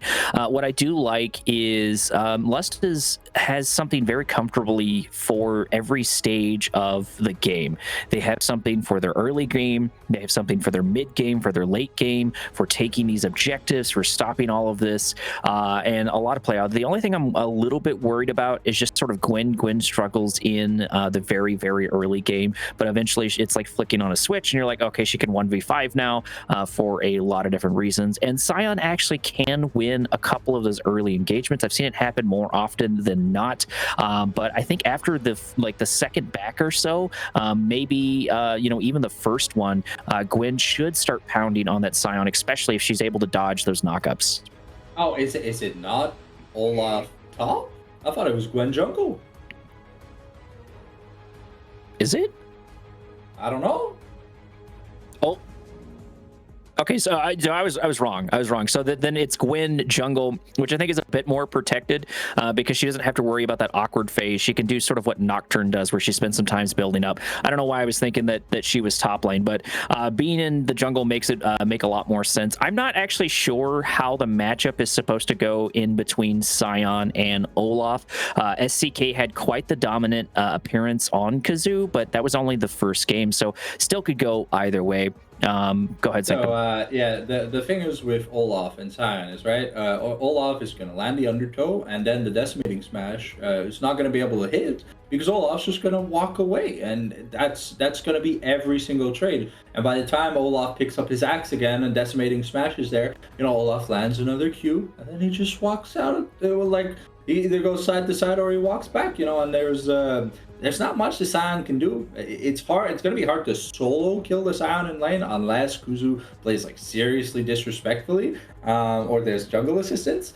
But I think I think Rush have to pray to the closest deity available to them, and honestly, just hope that Lust gets rusty this game and we can force a game 3 because things are not looking good. At least from a draft perspective, this is like a 95-5 in favor of Lust once we hit the 25-minute mark.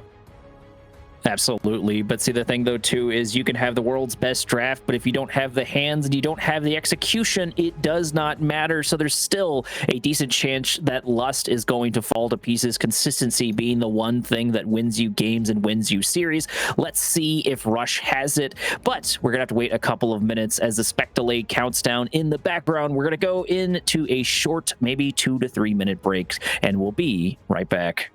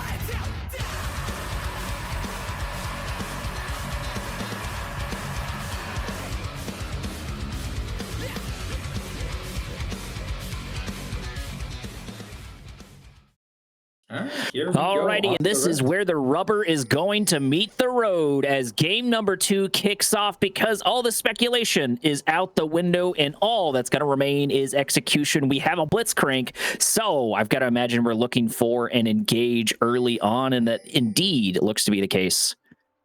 So Lust have read this. They've put a ward. They know that we're going to try and get some vision here from the side of Rush.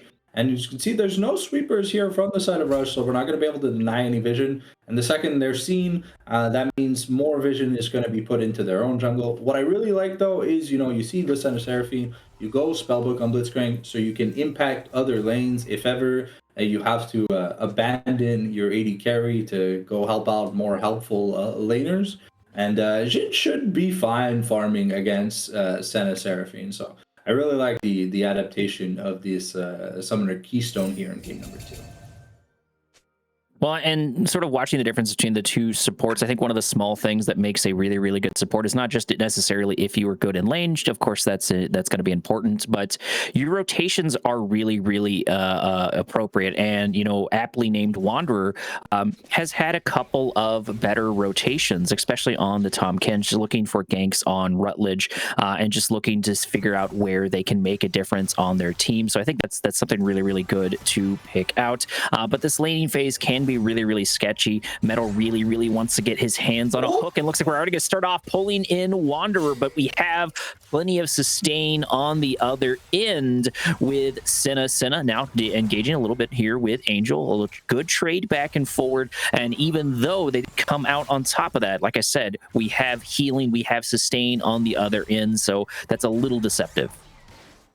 Okay, Oh, nice. no, Metal pulling in Wanderer for the second time in rapid succession. Level 2 does hit on the other end. Unfortunately, Angel misses the stun, as it looks like Senna is able to walk away unscathed. Trying to use that that level advantage almost worked out, but it just didn't manage to connect, unfortunately, Sanctum. And see, that's the problem, right? Blitz lands 2 great hooks. If you have a Draven instead of a Jhin, that's 2 kills. Or, 4 summoners blown, instantly. Caitlyn. Right? Because, yeah, Caitlyn, Jhin, an AD carry that does damage, but, Jinx. She's a bit weaker early on, but I like her damage in the early game a bit better than the other side. Or if you want to go for early advantages, Lucian's still on the table as well if you're wanting that burst damage, and that would have been a kill.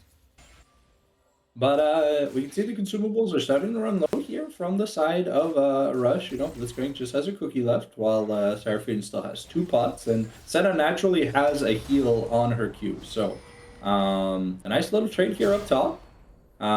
This is where Kuzu will have advantage early, especially if he does the classic tank thing of going early Bramble Vest, because Olaf has to auto attack to get stuff done.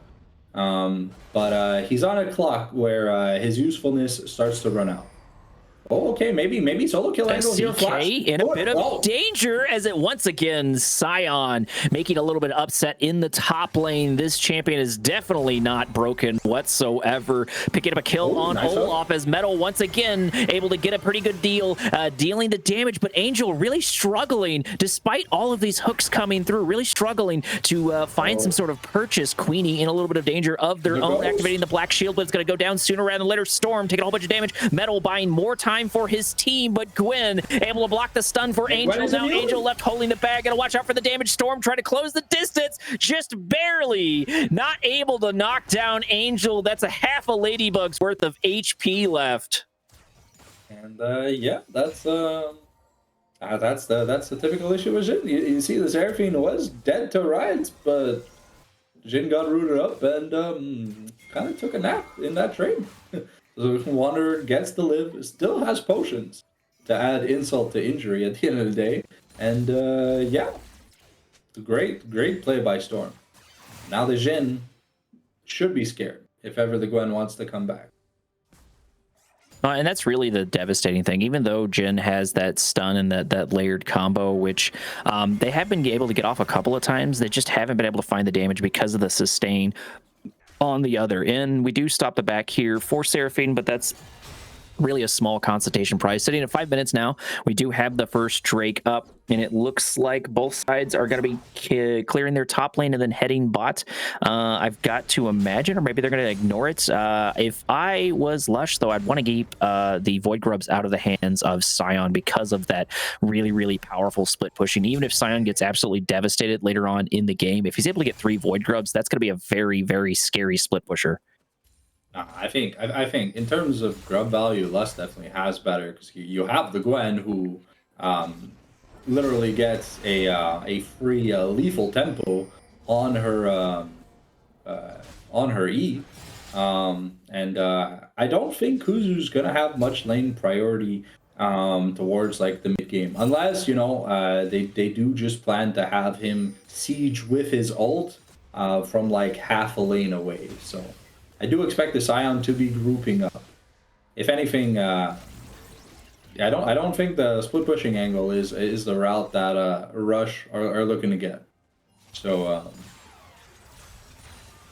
And the nice thing about Scion is he makes a good hammer or anvil, depending on what the situation does. And it looks like Wanderer once again going to get grabbed as stun after stun. All the roots going back and forward. Queenie coming in. And finally, we pick up a kill in bot lane as Xerath tries to help with his ultimate. And we're sitting at 2-1 lead in the favor of Rush. Are we witnessing a comeback? Only time will tell. 2-0. Numbers are hard. Gone to kill you. Yeah, no, it's fair. And the first 3 are actually important, though. After that, it's semantics, but the first 3, like, I've played a lot of Jhin, and I like Elmo from Sesame Street, and there's this really funny video where he sings "I can only count to 4," and it's really funny. Check it out. The meme on Drowning Pool. It looks like Storm going in. Going for the steal. He's actually going to pick it up, unfortunately, for the other side. Angel does need to dig deep to find some of this damage as Wanderer is in a little bit of trouble. Angel trying to take down Storm. There's going to be the feats of warfare that we're talking about. Now we have that going. Jhin definitely can count to 4, but he's also going to pick up a stun and a root. Going to get taken down, leaving Metal holding the bag. Rutledge trying to buy time for his team, but he is somehow going to be able to get his hands on a kill. Rutledge gonna pick up a root, gonna get taken down, unfortunately, as Metal in full retreat, but I'm not sure if you want to dive a Blitzcrank. Oh, hey, you have the ult. Blitzcrank doesn't have the passive, but it looks like Argo's gonna thing against it. I mean, it's great that they picked up the feats of warfare here for the side of Rush, but looking at who got the money, and the build, I'm already speechless, because we're gonna see the famous pro play mosquito build, which is Yomu's Ghostblade plus rapid fire into like IE and armor pen, right? And against a champion like Olaf, that's not a I do damage build. That's a I gray screen build. So if we're able to pull any resources into SDK towards this mid game, I think that Lust is going to be super, super happy. Void Grubs are up. First one going down to the hands of Queenie as we're starting a little bit of reset, starting a little bit of fight now. Once again, Void Grub stuck in the middle, immediately going to go in for another reset. Metal is here, but I think at this point, Rush does not want to contest this objective, does not want to contest this, which is a bit unfortunate. They were able to get their hands on at least one grub, which is better than nothing, but getting all 3 would have been significantly better. Rutledge trying to find an angle on Eastwag, but we're going to get the rotation once again by Wanderer, making another appearance into the mid lane. Now sitting at about 9 minutes on the clock, 4-3, and another 3 minutes or so till the next objective is on the way.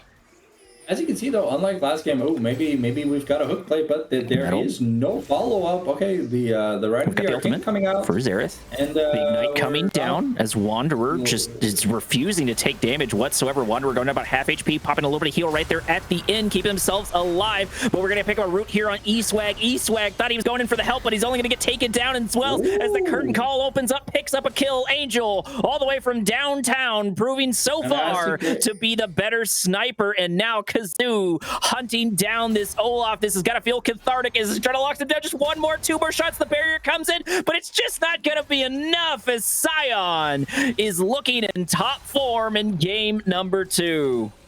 Yeah, Kuzu said, all right, you ran me down last game. All right, I'm going to show you what it's like to feel weak. And normally, Olaf not supposed to have such a rough matchup, but it was a clean first solo kill onto SCK, and now, when you have Ghost and not Flash, if you get slowed once by the Roar of the Slayer, that decimating smash is landing, unless you happen to Ultra Instinct out of the way, because you got no other way to dodge it. So this Ion is definitely going to be very, very threatening early on. Absolutely. Still sort of in that awkward stage. However, the vision's going to be pretty important because now we've got about a minute and 30 seconds-ish on the clock for the next upcoming Drake, which looks like it's going to be a Ocean. Grabbing that will be pretty important. I'm not sure if we did claim Feats of Warfare, I believe, on the blue side, if I remember correctly, but my memory sucks. We were picking up a plate in top lane, though. Jin claimed it when he killed, I think when he killed Storm in that first team fight on Dragon, when Storm stole the Hextech Dragon. One of the nice things I think that Jin has been able to keep up so far is the consistent damage on this tower. 2 plates gone so far, looking to grab the third one, but respecting the roots, respecting the range of the other end. Rutledge sticking around, trading a bit better into Eswag. Eswag was doing quite the work on Hui previously, and it looks like Xerath seems to be the answer. It seems to be doing much better into Victor than I expected, but that kind of makes sense with the range. Ooh, Storm going to get caught over here by Kazoo, going down about half HP. There it is. A lot of damage going back and forward as Kazoo picks up a kill, locking down the other side as Curtain Call opens up on the other end. And we're going to turn Snipe into Snipe, but it's not going to be good enough because that's a Seraphine and not a tank there for the gank. Jin able to get a little bit of damage there from the other end. The Ignite coming through as bot lane falls to pieces and 3 kills fall squarely in the hand of Rush. Eswag in a bit of danger. Q unfortunately does miss as we looks like we are able to pick up the route on Queenie. Flash forward by Rutledge picking up a kill. It looks like finally blue side is online, getting some cathartic revenge on the people who bullied them in game number 1. But compared to the last game's draft, this draft went ahead. You know, you have so much poke, it becomes oppressive. Nice encore here by Seraphine, but however, she's alone. Wander gonna get stuck there. Metal gonna fall. So we're gonna have support on the other end. Seraphine actually having 5 deaths. That's a little surprising and a bit unfortunate for their end. Blitzcrank having his first death, but Rush, you take those. If you lose a support to take a Drake, you do that every single time without fail, and I say that as a support main. And you get an extra kill on top of it, so you're really happy at the end of the day. The biggest thing that was holding Rutledge back last game is he was just getting outraged. But Xerath is known as the long range mage. There's no one that has better poke for long range than him besides like lethality Varus, but I mean you wouldn't put Varus mid anyways, right? So yeah. These fully charged Qs are gonna be chunking, and he has no reason to go the standard, like, I want to call it the low damage pro play build when you see like Seraphs plus like Roas and Horizon Focus, you know, items that don't really contribute much damage, but oh, okay. Metal maybe overstaying their welcome, gonna take quite the pounding, but gonna return it immediately as Storm is absolutely getting chunked by Angel. The stun coming in clutch and giving a little bit of time as the Curtain Call opens up now. Senna in a bit of danger, just barely able to escape, gonna run immediately into Xerath's ultimate. Now Wanderer left here to pick up the pieces, taking so much damage. Hook coming in. Rush does not look like the same team from game number 1. I'm not sure what happens. Maybe they got an IV drip of caffeine, but they're looking much better in game number 2. Maybe they picked up some snacks over at Zen Market and really got that energy boost to go through, you know?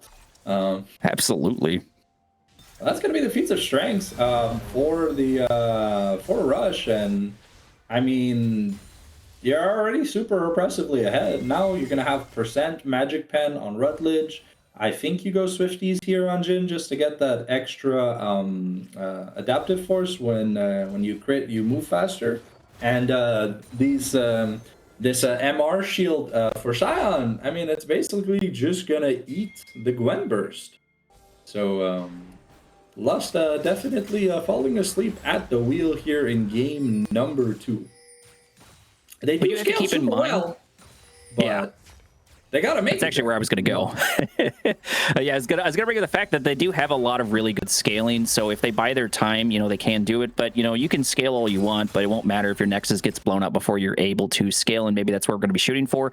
As Shelly falls in the background, this will be a much needed objective for them to grab. They can use that to crack the T1 in mid, apply more pressure, and turn that into, of course, more objectives. Metal maybe overstaying is welcome. Gonna run into a little bit. There's no one really here to help him because he goes down about half HP. The root gonna come in. again, but he flashes over the wall, just barely keeping himself alive. But that was a full 4-man team. Metal really getting close to getting taken down. Their Storm trying to close the distance there on Rutledge's Encore does hit, locking down the Xerath. Metal taking a lot of damage right before this fight does engage, is making things pop up as Seraphine picks up a kill, picks up a shutdown, but they've got to be taking whatever gold wherever they can, as finally we get a little bit in the pockets of Red Side. That's the game one rush that we were used to seeing. Oh, no. Turn into a stun. No. There it is. Oh. Curtain call happens as E-Swag tries to close the distance, and we're going to turn Snipe into Snipe as Angel constantly gets root, but it doesn't matter as Queenie's buying plenty of time for his team to come online. However, nice. We're going to miss the stun on the other end. Kazoo over here on the background trying to chase down this Jhin, but it's just not going to be enough as Queenie picks up a kill. We're sitting at 18 to 16 at 16 minutes. Can we just see the gold graph real quick? Like the gold difference between champions? Just to see how impactful it is. How are we looking? You notice it's depressing in every lane. I mean, Blitzcrank's the only one with a gold deficit, but you know, I think that's a win in the rush books at the end of the day. Now Metal is realizing that a CC immune Olaf is not to be charged with. No, the Ragnarok he does wait up the ult as the exhaust comes in. Yeah, that's the only counterplay you have as Rush Storm on an Olaf. But so by the way, Rutledge just soloed Storm in top lane. I don't know if you saw that, but Rutledge soloed Storm, which is a little bit devastating at this point, especially because they did get the range. It looks like we are going to miss the root, but it really just doesn't matter as Angel picks up another kill. This team is looking so scary. This is an 8-1 Jhin. Yeah, so what I really like about this build adaptation, we went IE Collector. Normally we see IE RFC. They, kind of have like that mosquito, right? Because you get that extra, 50% range on your energized attack. But I really like that we're just prioritizing big boy damage items instead. The IE coming in soon. And now let's see. Kuzu does not have a valid driver's license. It has been revoked. They're trying to escape right now, but we do have the next Drake up and going. And at this point, if I'm Lust, I'm saying just give them the stupid objective. We need time to farm. We need time to come online. It's just not worth increasing the coffers of the other end because about 20 minutes on the clock, we're looking at a 8K difference in gold. What a night and day difference between game 1 and game 2. Yeah, adding insult to injury too. Curtain call opens up. However, looks like Jin's going to get locked down on the other end. Unfortunately, I'm not sure where that snipe was going on the other side. Storm getting close to going down, but it does not count as they keep themselves alive. A little bit of exchange of ult, but at least they have a decent amount of control. That was Summoner Heal invested, though, for pretty much nothing on the side of Rush, so it is a win here for Rush. And Storm trying to flank as a one-item gun that's 1-4 and behind in gold. Things aren't going to look too great.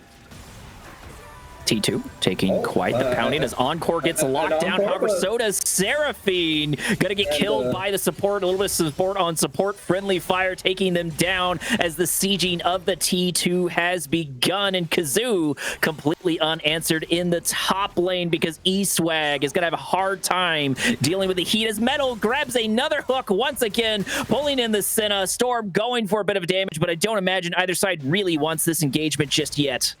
And that's the flash on Argo. Now, this Senna, who's not necessarily too far behind. I mean, realistically, at this point in the game, she's your only source of damage. And now she's very vulnerable to just a flash Scion ult. Because she can't stop it anymore. Here we go. The damage doesn't matter. He may have been unstoppable, but death was a good way to stop him. Azir's activated ultimate, and we're going to start falling to pieces. Storm going in, even though this is under tower, they're not at an advantage. As look how quickly this team is going to fall. As once again, Metal does it again, pulling hook after hook. T3 going down. Storm in danger, falling to pieces, and now this inhib should go down, and maybe the T3 in mid lane. And Gwen is immune to dealing damage this game. Yeah, it's a night and day performance from Storm. Yeah, the inhib turrets, double inhibs already here at 20 minutes. We've got Otacon. They can get a fresh reset. And I think Shin has IE. If we flash the gold real quick, I'm pretty sure he's got at least 2,000 some gold. Yeah, 3,000 gold. So he's finishing boost plus IE, plus probably getting, you know, a happy long time massage at the parlor. He gets to pretty much buy whatever the hell he wants to buy at this point in the game. He's the man's rich. And he got those Swifties, so yeah. And looking at the gold too, is this doesn't feel like a 21-minute game. This feels like we've been going 40. Yeah, absolutely devastating for sure. We are going for a couple of these early objectives, and this is a small thing that I think is really important. Right about I'm not sure when exactly it happens, if it's like 22 or 25 minutes, right about that mark when you get the sort of all buff by picking up red or picking up blue. When you see the Voidborn buffs or whatever, they spawn when you see the Baron start to make his way into the river. I see. So in about 3 minutes or so. So I was pretty close. So about the 25-minute mark is when those buffs are important. But I think that's something people forget is denying those buffs from the other side is a 5-man buff that you're keeping out of the hands of the other end. It is something to watch out for. Kazoo, an absolute unit, just sort of walking his way down, kind of turning into this unstoppable monster with Jin to back it up with the damage. Storm looking for a little bit of gank. Xerath does activate his ultimate, but so does the curtain call opening up on the other end as Storm gets so close to getting taken down from the other side as Xerath Rutledge comes in for a little bit of a finish, and now we have a number advantage for this siege. This T3's days are numbered, sitting at less than about half HP, and it looks like we're trying to go for a little more. Metal does miss a little bit of the knockup, but it looks like we're going to get here for Sion as Sion goes in, trying to lock them down, getting 1 kill, looking for the second one. Xerath does finally open up with his own ultimate as there's going to be 3 down on the side of red side. Really struggling. Kazoo just owns this entire base, walking through absolutely everything. Metal able to pull SCK not to safety but to the jaws of death. Eastwag trying to lock down Swain. He does get him, but it's going to cost him the life and the game of game number 2. This is going 1-1 as Storm is the only one left here holding the gates. Yeah, Rush heard us talking smack. And they're like, hold my damn beer, bro. We're going to game 3. And yeah, that honestly, that wasn't even close. That was a massacre from start to finish. It's like watching T1 versus any Chinese teams, you know? Like, it's just unfair. At the end of the day, Rush should rename to Daddy, and Lust should rename to Issues, because Lust is going to have daddy issues.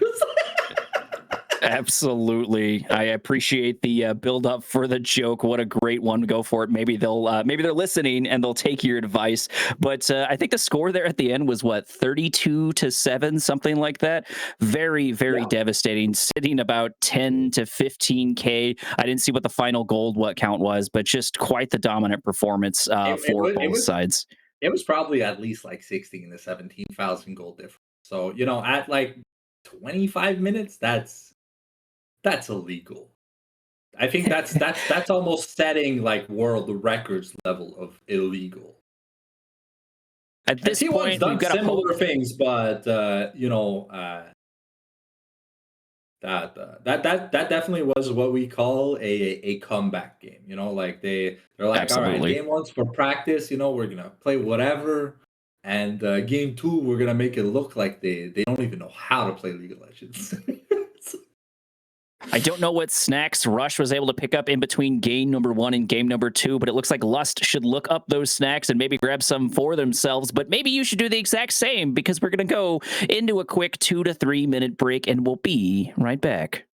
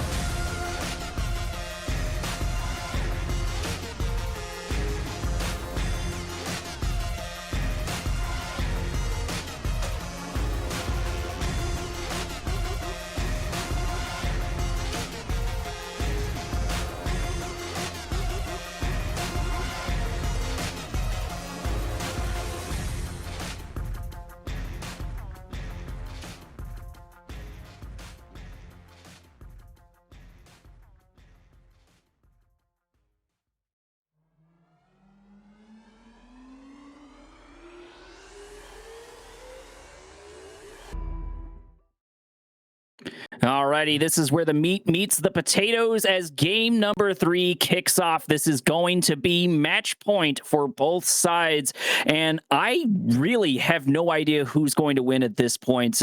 Both of these teams had quite a dominant appearance in each of their own individual games, but if Rush is going to keep that up, Lust is going to be in quite the bad spot. As a development, Lust have opted for blue side here in game number 3, so I believe they have some sneaky picks that they want to get early priority on. Because game 2, the picks, they locked in so fast, but it felt like that game felt like they did not want to play. It was Jover. From start to finish, yo, like after the first minion wave, it was like, all right, we give up. Go next. We're up a game.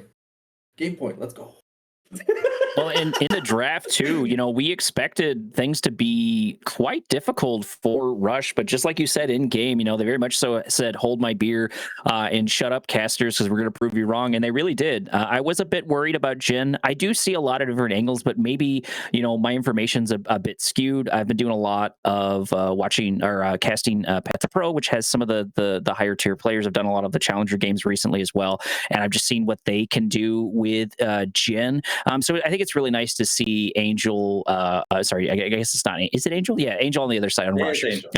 Angel on the Jhin, really just having quite the dominant appearance, and it looks like everybody who was just absolutely crushed by Lust the last game was able to turn things around. Sion had quite the dominant appearance, able to pick up that first blood. Something to watch out for. For viewers at home, Sion is not supposed to solo kill the Olaf multiple times for free and be up like almost 70 CS. That's not a real stat. That was permatil. I feel like SCK. I don't know. SCK. He forgot his Gatorade.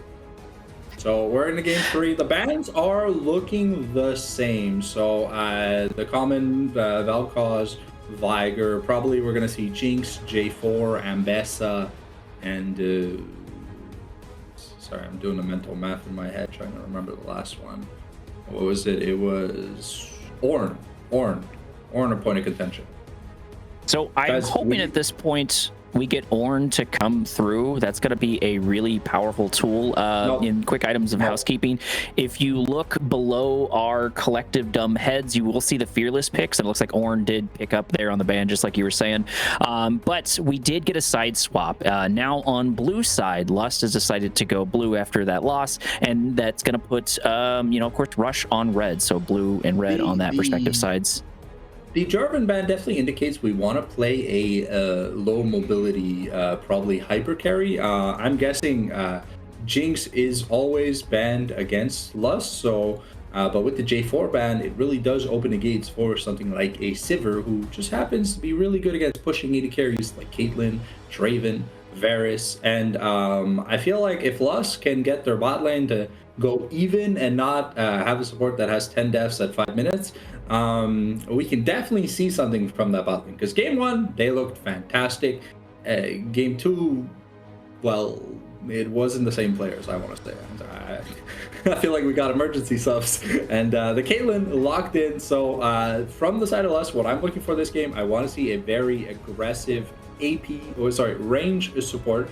Because Caitlyn, the whole point in drafting this damn champion is you want turrets, you have lane prio, you are oppressive, and that's what Lust is going to have to show us, is if they're able to get good rotations, if they're able to push the wave in, to play with prio, and I think they should be playing for this bot lane, because in game 1, that Smolar looked fantastic.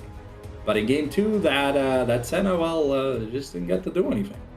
As the MF is an okay answer into the Caitlyn, but the biggest problem here with a champion like MF is you're kind of already telling the enemy team that you're playing super wombo combo, and that's the only game plan. So if you don't get caught by the 5 ults all at once, you can manage the team fight.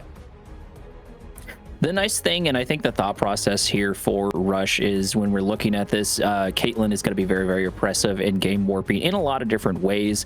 And MF has a decent kit to sort of not necessarily play behind, but kind of play people walking into them with the Qs and with a lot of the damage back and forward. We've got to watch out for that. The support for Caitlyn is going to really set the tempo for this game in a lot of different ways.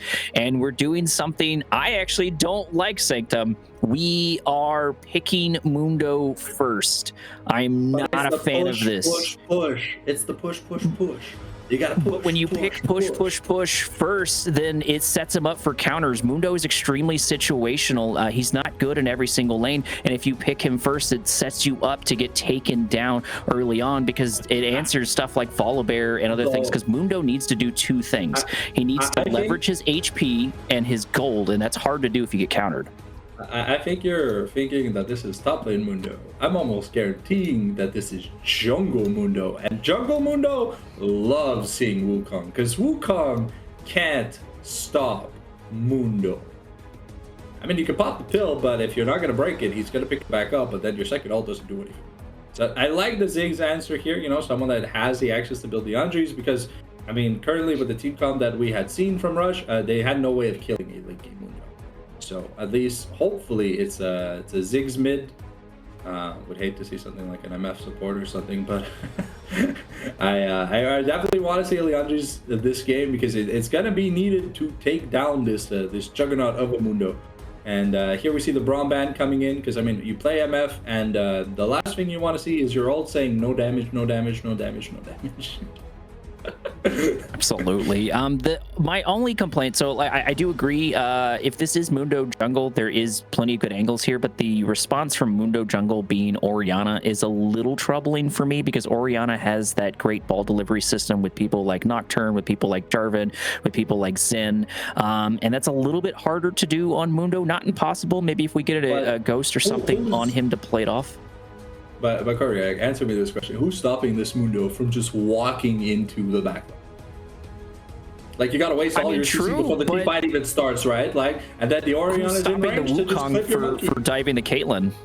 The other side of that, though, is true, because even if Mundo goes for the other side, you know, Wukong can sort of dodge that and just go for the back line and activate the Cyclone. You know, all of this is speculation, but that's kind of where I'm going with. And true, Wukong cannot do too much into Dr. Mundo. Dr. Mundo is just kind of going to be a free agent in a lot of different ways. They can get some of the damage and apply armor shred, but if I'm Wukong, I'm going to be looking to go for that Caitlyn or that Orianna, because those are two very meta, very powerful champions to watch out for. The one thing I just noticed is that Nico's open, and if you give Caitlyn Nico over, things are gonna get ugly. I like the Maokai here as an answer, but Maokai's support, very questionable, because especially if Lust do lock in Nico's support, this Maokai is not playing the game, unless it's like Maokai top, because they think Mundo's top? But, I mean, maybe, but from the looks of it, Mundo jungle has looked so much better than Mundo top, because Mundo just gets to vibe in the jungle. He doesn't care about people with anti-heal. The monsters don't have an Oblivion Orb. Well, and it'll let you do the two things Mundo likes to do, which is, you know, build up a lot of HP and build up a lot of gold and then beat you to death with your own health bars. So being in jungle does provide that. However, it looks like we're going to get a Sejuani in the jungle. And I doubt, I mean, there's a non-zero chance this is Sejuani support, which I have seen a couple of times. I don't like it, but I see the thought process for it. I mean, to be fair, you see the Maokai is going top, right? You put the Mundo top because you know the Maokai can't get a solo kill unless he builds AP, and if he builds AP, Sejuani shows up, permafrost, because Mundo's a melee champion, you perma stack him and just beat his ass. Kind of like they did in game number 1. Kuzu looked like he really didn't want to play that Shed game, but that Sion game looked fantastic. So I'm wondering which Kuzu we're getting.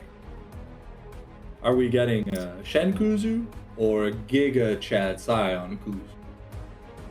Oh wait, no, never mind. Okay, so it is Maokai's support. Okay, so Aatrox has been a traditional answer into Mundo because, you know, you want to get that pill popped so that way CC actually works on the champion.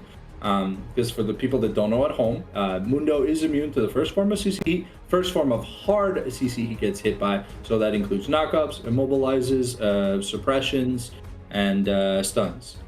Yeah.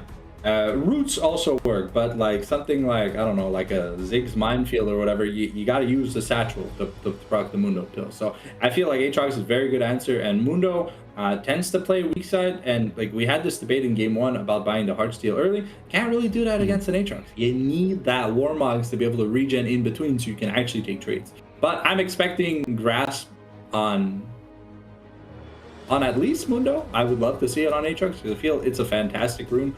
When it comes to this champion, Conqueror is great, but in a lane against something like the Mundo, just having 100 billion% healing every like 4 seconds definitely feels favorable. I do love this Renata though, because Rush have shown that it's all about wombo, all about combo. You know what Renata says? No, hit yourself. Just pure anti-engage, yep. Which is it's great into the Wukong. The only thing it doesn't really stop is the Maokai. Yeah.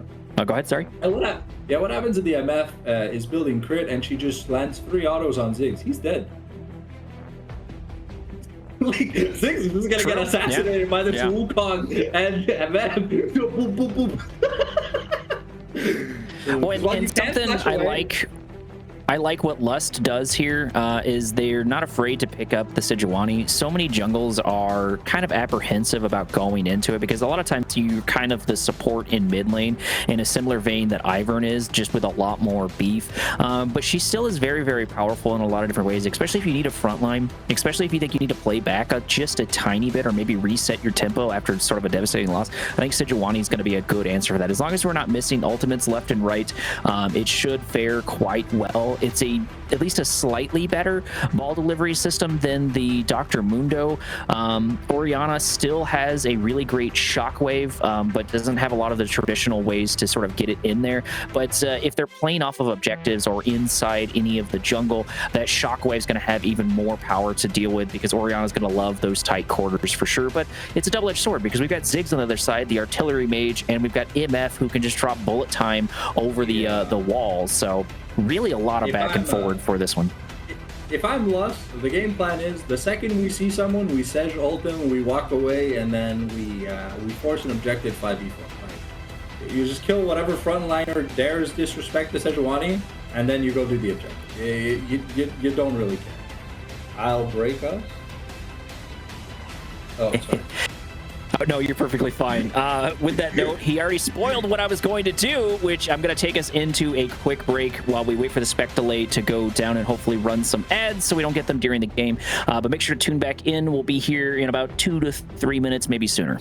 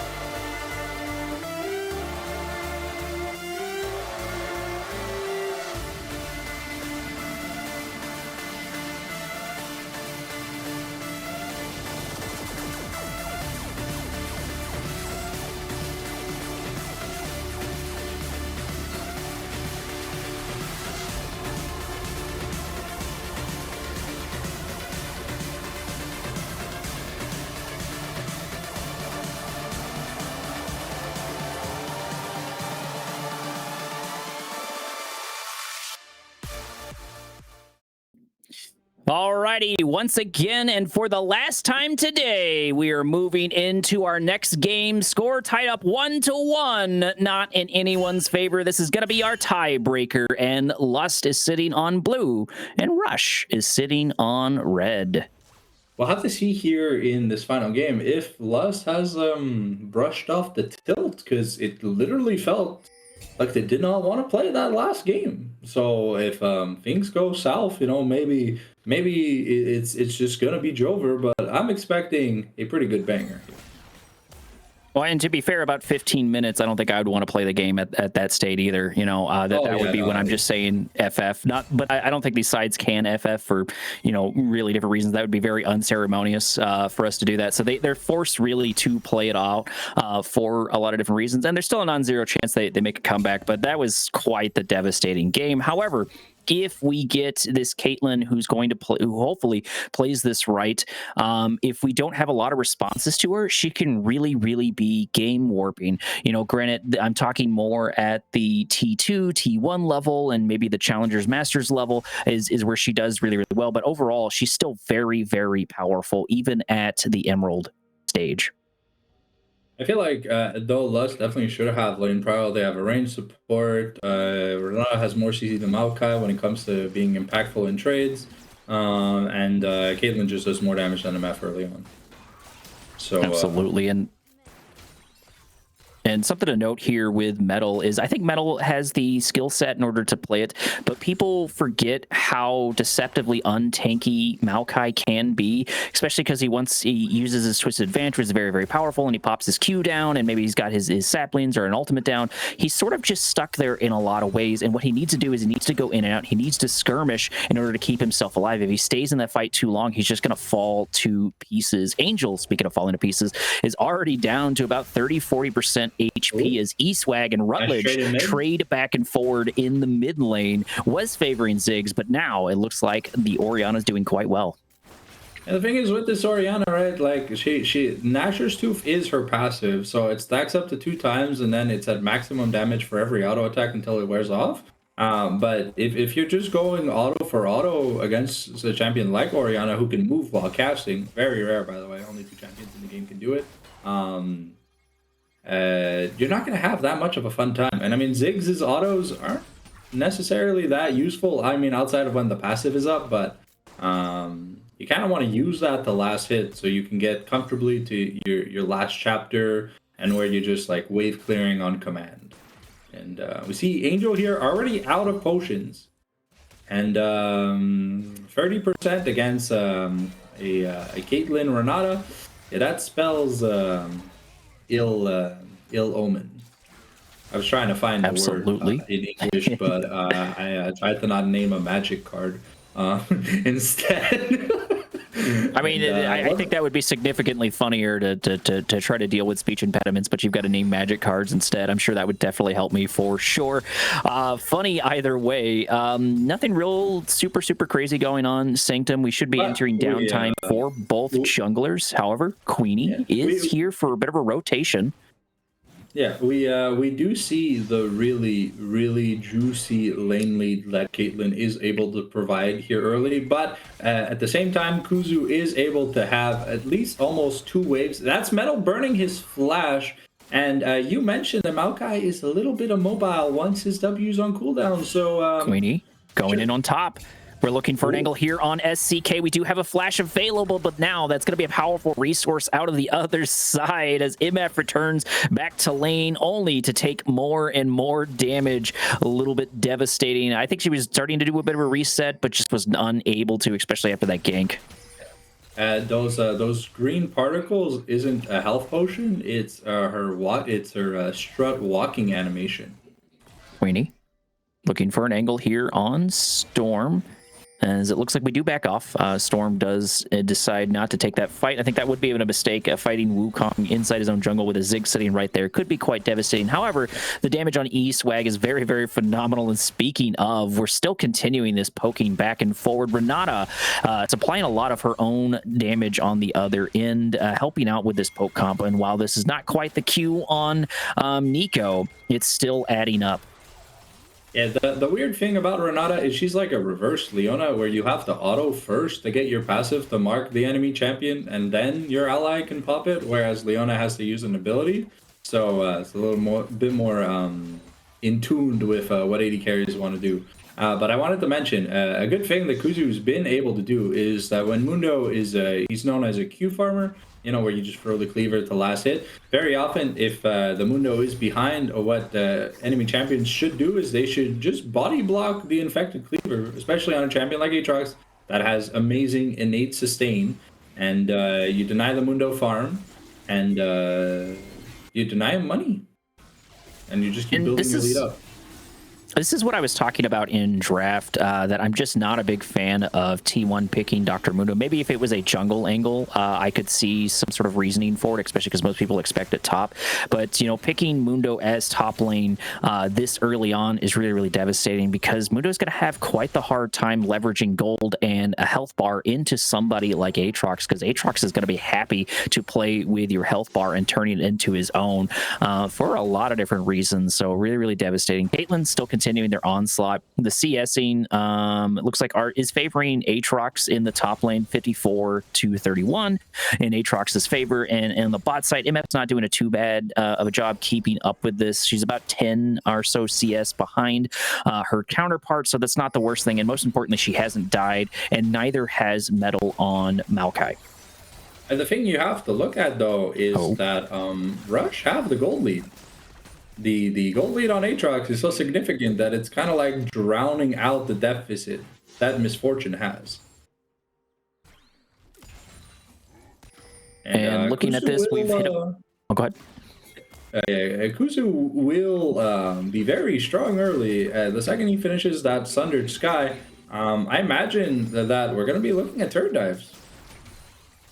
We are getting closer and closer to level 6 here in the bot lane. SCK still continuing to trade into Kuzo. Kuzo looking in much better shape than he has previously. So, you know, like I said, I think that caffeine still flowing through his blood, doing much, much better as we continue to trade CS over here. MF trying to find some sort of advantage as Maokai throws more and more saplings. Maokai hasn't been able to have quite the purchase they did last time. That performance on Blitzcrank did a lot for them, but you have to play Maokai slower right up until you don't, and not having that flash down, or not having that flash up, I should say, is really, really difficult because you want to flash, twisted advance, and then Q as quickly as possible, and that's going to be one part of that kit. Oh, Rutledge running directly into Storm, having to blow a flash of his own. He does have satchel charges. Storm might actually get caught over here. Metal maybe going to go in, thinks better of it, and that's going to be a good call because he would have been in tower range if he had gone under, as we're going for the rotation for these Void Grubs. And one of the big advantages for Maokai is the fact that we have these saplings. We have these free wards to buy time to get these objectives, and so if you get there early enough, you can set up maybe not necessarily a minefield. Bullet time is going to get activated as Angels does have to interrupt it and back off. Storm looking for a gank, so it was a good call. Good game sense to feel that disturbance in the force. Yeah, when you have Prio, the Caitlyn not rotating for a very important objective like Grubs is very interesting because, you know, like Caitlyn's the one who's going to be tagging turrets, if anything, and because she has such nice range, that you'd think that Lust would have put a little bit more priority in it. But with the trade mid going sour for them, they kind of blew their big ultimates trying to get stuff done, and it just wasn't on the menu anymore. And I think the other thing, though, too, is Kuzo on the Aatrox. We did not get a rotation like we saw previously, which would have been the best call, you know, especially putting Caitlyn up there.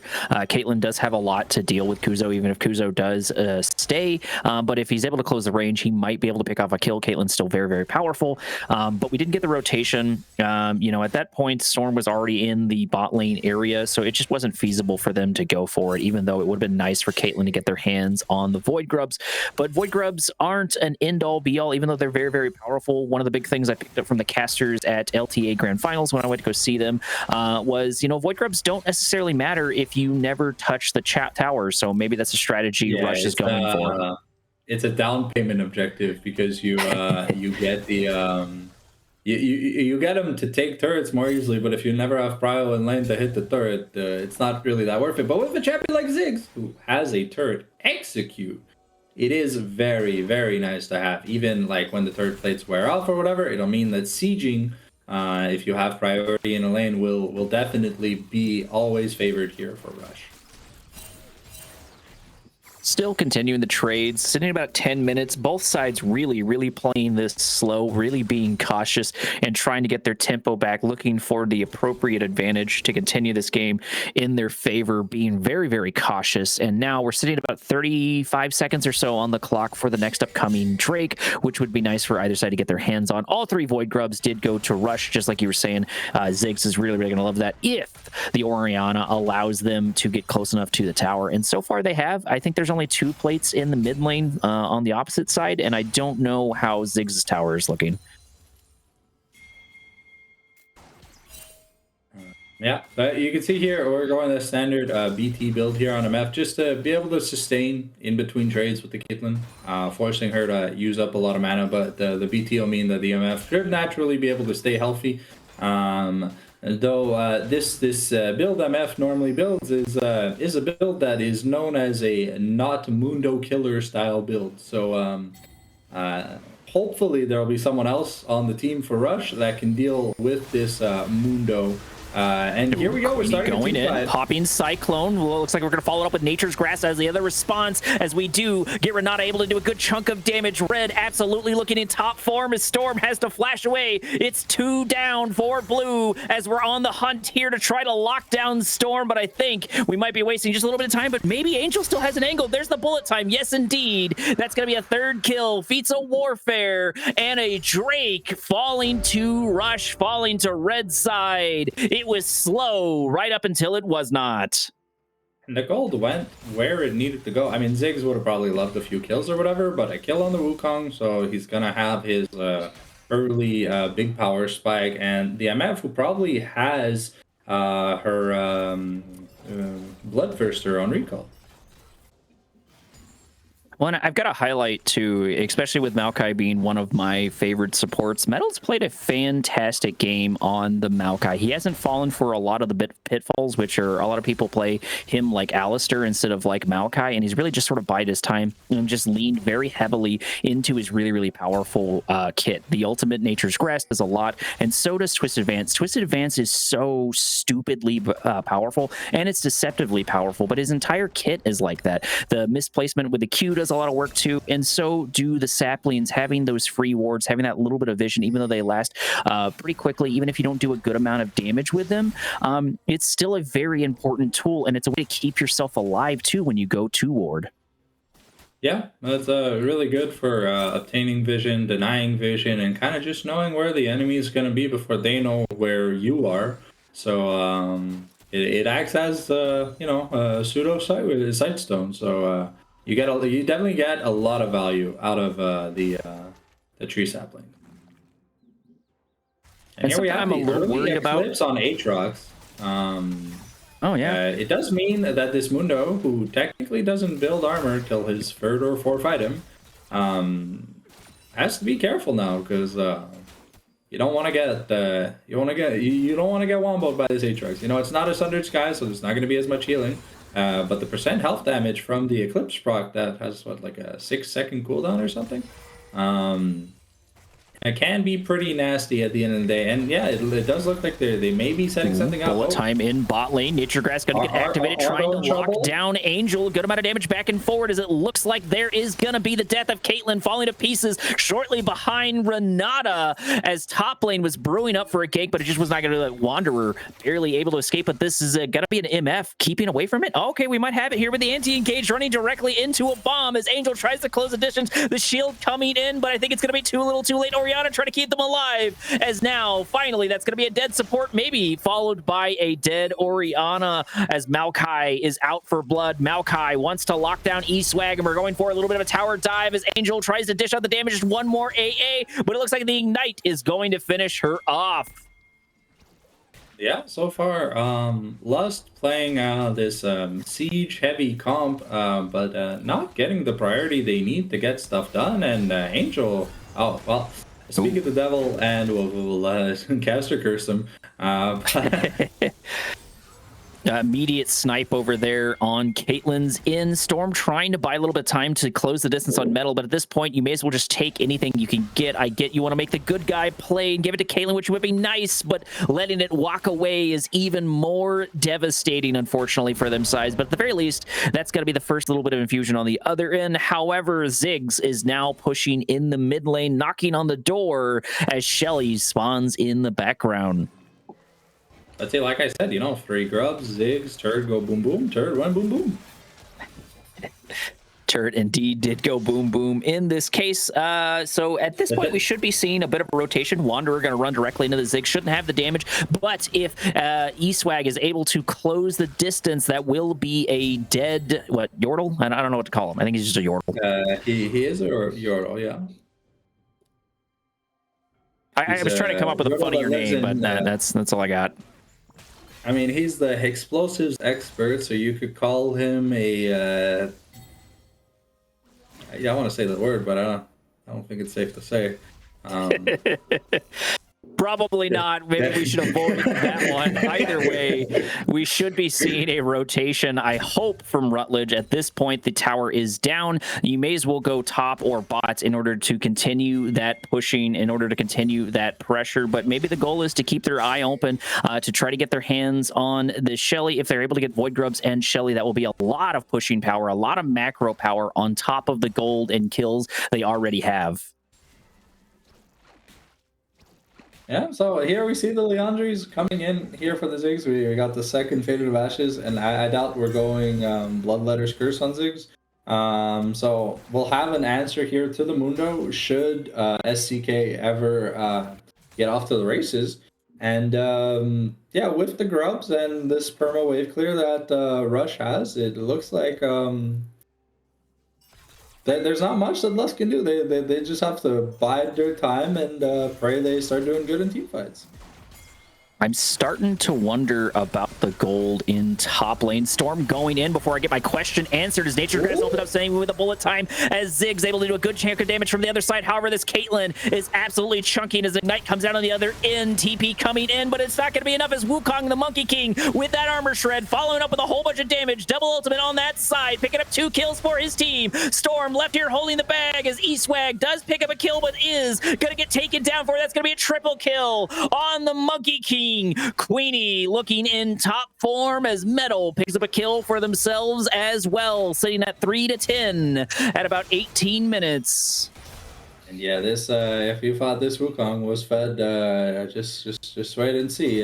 Claimed another easy 1,000 gold for himself, and the 2-item power spike here on Wukong, if we are going Triforce, is pretty nasty when it comes to single target damage. And Dragon's up. That's going to be an Infernal. No, it's not Infernal. It's... I don't know what dragon it is. It's, again, a... Chemtech. It's the third, okay. It's the third Chemtech soul of the series. I mean, you never get Chemtech Soul 3 times in a row, except all the times that you do.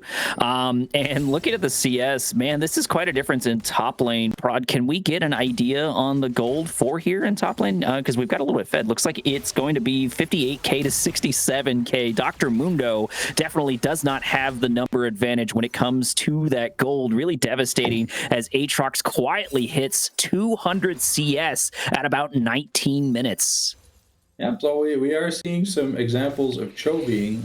You might want to take a 0 out of your calculations, because if the Mundo had 58,000 gold, I think both top laners would be full by then.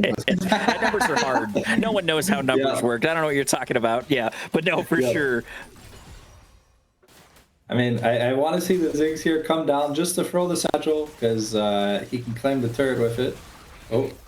Looks like we're going to go for the damage on Caitlyn. Gets so close, but it looks like the bomb is not going to be good enough. That may be a massive AoE, but it wasn't big enough to catch the other side. E-Swag trying to make the good guy play, but thinking better of it right there at the end. Now Caitlyn going to get taken down for it as the shockwave gets activated. E-Swag taking a whole bunch of damage. Bullet time over the wall, but if they're not careful, Angel can get taken down to this ball. Storm trying to go in. The tower going down. Twisted advance onto the Storm, onto the Sejuani Q, providing a little bit of slow. Ziggs, that artillery mage digging deep. Wow, words are hard.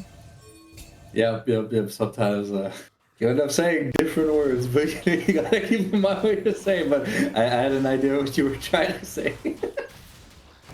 And that's gonna be the Herald here for Rush. So like objective domination, 3 grubs, 2 dragons, a Rift Herald, and yeah, if this Icon goes over, I don't mean to be the doomsayer, but it's not looking good here for Lust. Absolutely. 31.5k to 38k. The 0 is correct this time. 3 to 12 on the other end, Queenie. Giving a little bit of love tap there to E-Swag, reminding him that he is still around. We do have Autocon that is cooked up in the background as 2 Drakes, a Shelly, and all 3 Void Grubs have fallen to red sides. Rutledge able to do a lot of damage there, keeping Caitlyn out of this fight entirely, as it looks like Wanderer going to wander directly into his own coffin, going to get taken down in what he thought was his jungle, but it is not. And yeah, the game one MVP on the Tom Kench, it feels like the nerves are getting to the poor guy because so back-to-back performances where things have just looked really, really rough for him. And Absolutely. that should be a free Otacon. I mean, we have the TP from Kuzu, if anything, but these top laners are probably just going to keep playing the Bash Brothers Simulator until the end of the game, until their team really wants them to do anything else. And now with the Sunder Sky, Aatrox has permanent healing access, so I think the Mundo angle is kind of just gone.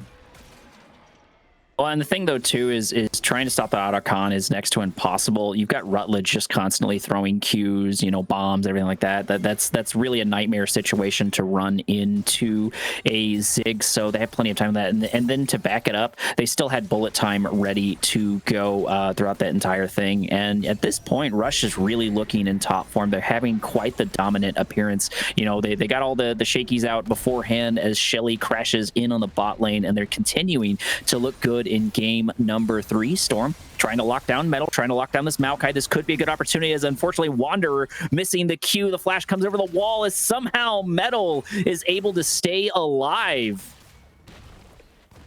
And that's an inner and an inhib with the Herald charges. So we're getting a TP for Mundo, but oh. Is this a good opportunity to lock them down? Queenie is in a little bit of danger, but he's going to turn around immediately into a gank, activating the Cyclone, and of course the clone on the other end, not only escaping, but picking up a kill on the way out as Metal, once again, just barely stays alive, buying time for his team to make their way in and pick us on his kills. Rutledge is out of mana, but they still have AA, which is something. At the very least, 2 kills, falling to the side of Rush, looking in top form, but Lust really trying to find some sort of angle to turn this around, but struggling. This is quite the uphill battle now. At 23 minutes, there's going to be about a 10k difference in gold. And yeah, when you start falling behind, you got to start forcing stuff, but you get to a point where sometimes the wallet is just so fat that everything ends up in a close call, but after so many close calls, okay, well, maybe we get this small shutdown here onto Kuzu, but he should be able to get that turret bounty for himself. Did Flash ult? I don't know if that was necessary. I feel like you were dead. There was no way. Maybe if you activated your ult beforehand, you know, it might have been helpful, and then sort of delay the flash. But blowing both at the same time, I agree. Yeah, that just doesn't work out. But they ultimately, like you said, they got the shutdown on the tower itself, or the bounty, I believe it was. So it's something, and that's going to be some much needed pressure. Dr. Mundo still has not been able to push because that T1 is still up in top lane. It might be going down though, because Mundo does do Mundo things. Even though he's super down, he does finally have some gold in his pocket thanks to that shutdown. That's going to be super helpful. Storm looking for some sort of angle, but respecting Metal as the Twisted Advance comes in. Same way the whole time. The Q is keeping Renata alive, but just a little bit longer as the Glacial comes down. Eswag taking a whole bunch of damage. Ignite picking up the kill there on Caitlyn. Twisted Advance activating for the second time, trying to lock down Eswag. That's going to be a double kill on the Maokai, sitting at 5-0 as Wukong picks off the rest of the team on the other side. And I think we're already at the end of game number 3. That's quite the gray screen to deal with, and only 2 on defense, but maybe I'm wrong. Man, it's a 0-stack Heartsteel at 25 minutes, which is honestly, it's why I really love Heartsteel as a first item style thing, right? Because if you build it so late, you know, you don't know how many team fights there are left, and you just don't spend that much time AFK farming in lane. And the Wanderer is still here. Still playing. That's quite the stagger. That's been like 50 seconds. And, yeah. Okay, I would have just died. I would have just ripped the band-aid off and died. Stand in front of minions, something. Maybe they were scared with Ziggs that the game was just over if he got the TP for the siege, but that's gonna be the blue buff, probably gonna be the Baron, and then we're looking at one last team fight before the game is probably just gonna end. When I mentioned it before, how important it is to deny those 5-man buffs to the other side, even if you get your hands on both blues or both reds, but it's going to be super helpful right before Baron has popped its way up. Get another about 2-3 minutes before Soul Point is finally available, but Nashor should fall squarely in the other hands. And I think at this point, Rush has grabbed every single pushing objective, all of the neutral objectives. They got their hands on Shelly, they got their hands on the Void Grub, and now they're taking down Nashor. Yeah, and it looks like it's going to be a 0 contest. I mean, Sejuani is just farming the Void Scuttler here, but we've got a Baroned up wave. We've got super minions pushing in both mid and bot. So if I'm Rush, we 5-man this top lane, and they have to send people to stop the waves from hitting the Nexus. And you got Ziggs with Grub, so that turret is about to go bye-bye. Definitely a tall order. Ziggs is really loving this siege with so many advantages in his deal. That T3 going down so quickly, and it's gonna be the last remaining win. Shockwave is going in on Rutledge, but it looks like the flash is there for the save as the bullet time comes in on the other side. Renata trying to keep their team alive, but it's just gonna be too little, too late, as Dr. Mundo left here to pick up the pieces. E-Swag now absolutely on the run, trying to stay alive, as Dr. Mundo just barely keeping himself alive. Kazoo almost gonna get taken down, but it does not count because this is neither a horseshoe or a hand grenade, but it is gonna be the end of game number 3. Yeah, Ajax had like 100 health. He literally healed 2,000 HP. That's very illegal. And I think that gold count was like 44K to 59K. So once again, I guess it's like flipping on a switch here for Rush. They really struggled in game number 1 and then just turned it into quite the, upset, dominating both game 2 and game number 3. Sanctuary. Or Sanctum, sorry. Yeah, Sanctuary. I got the S part right. Yeah, that's like what, 50% of the letter, right? I don't know how to spell, so. Yeah, no worries.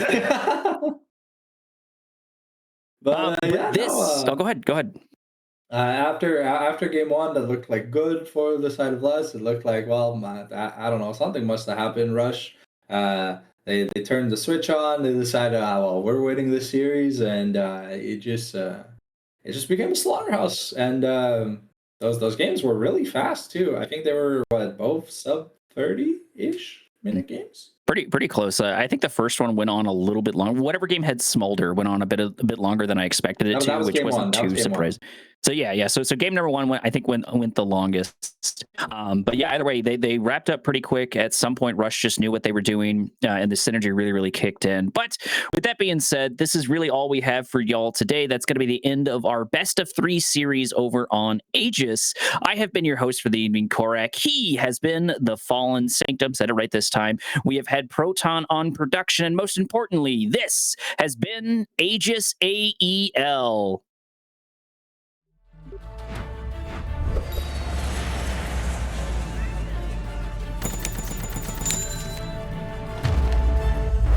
Bro, just use Zen Market.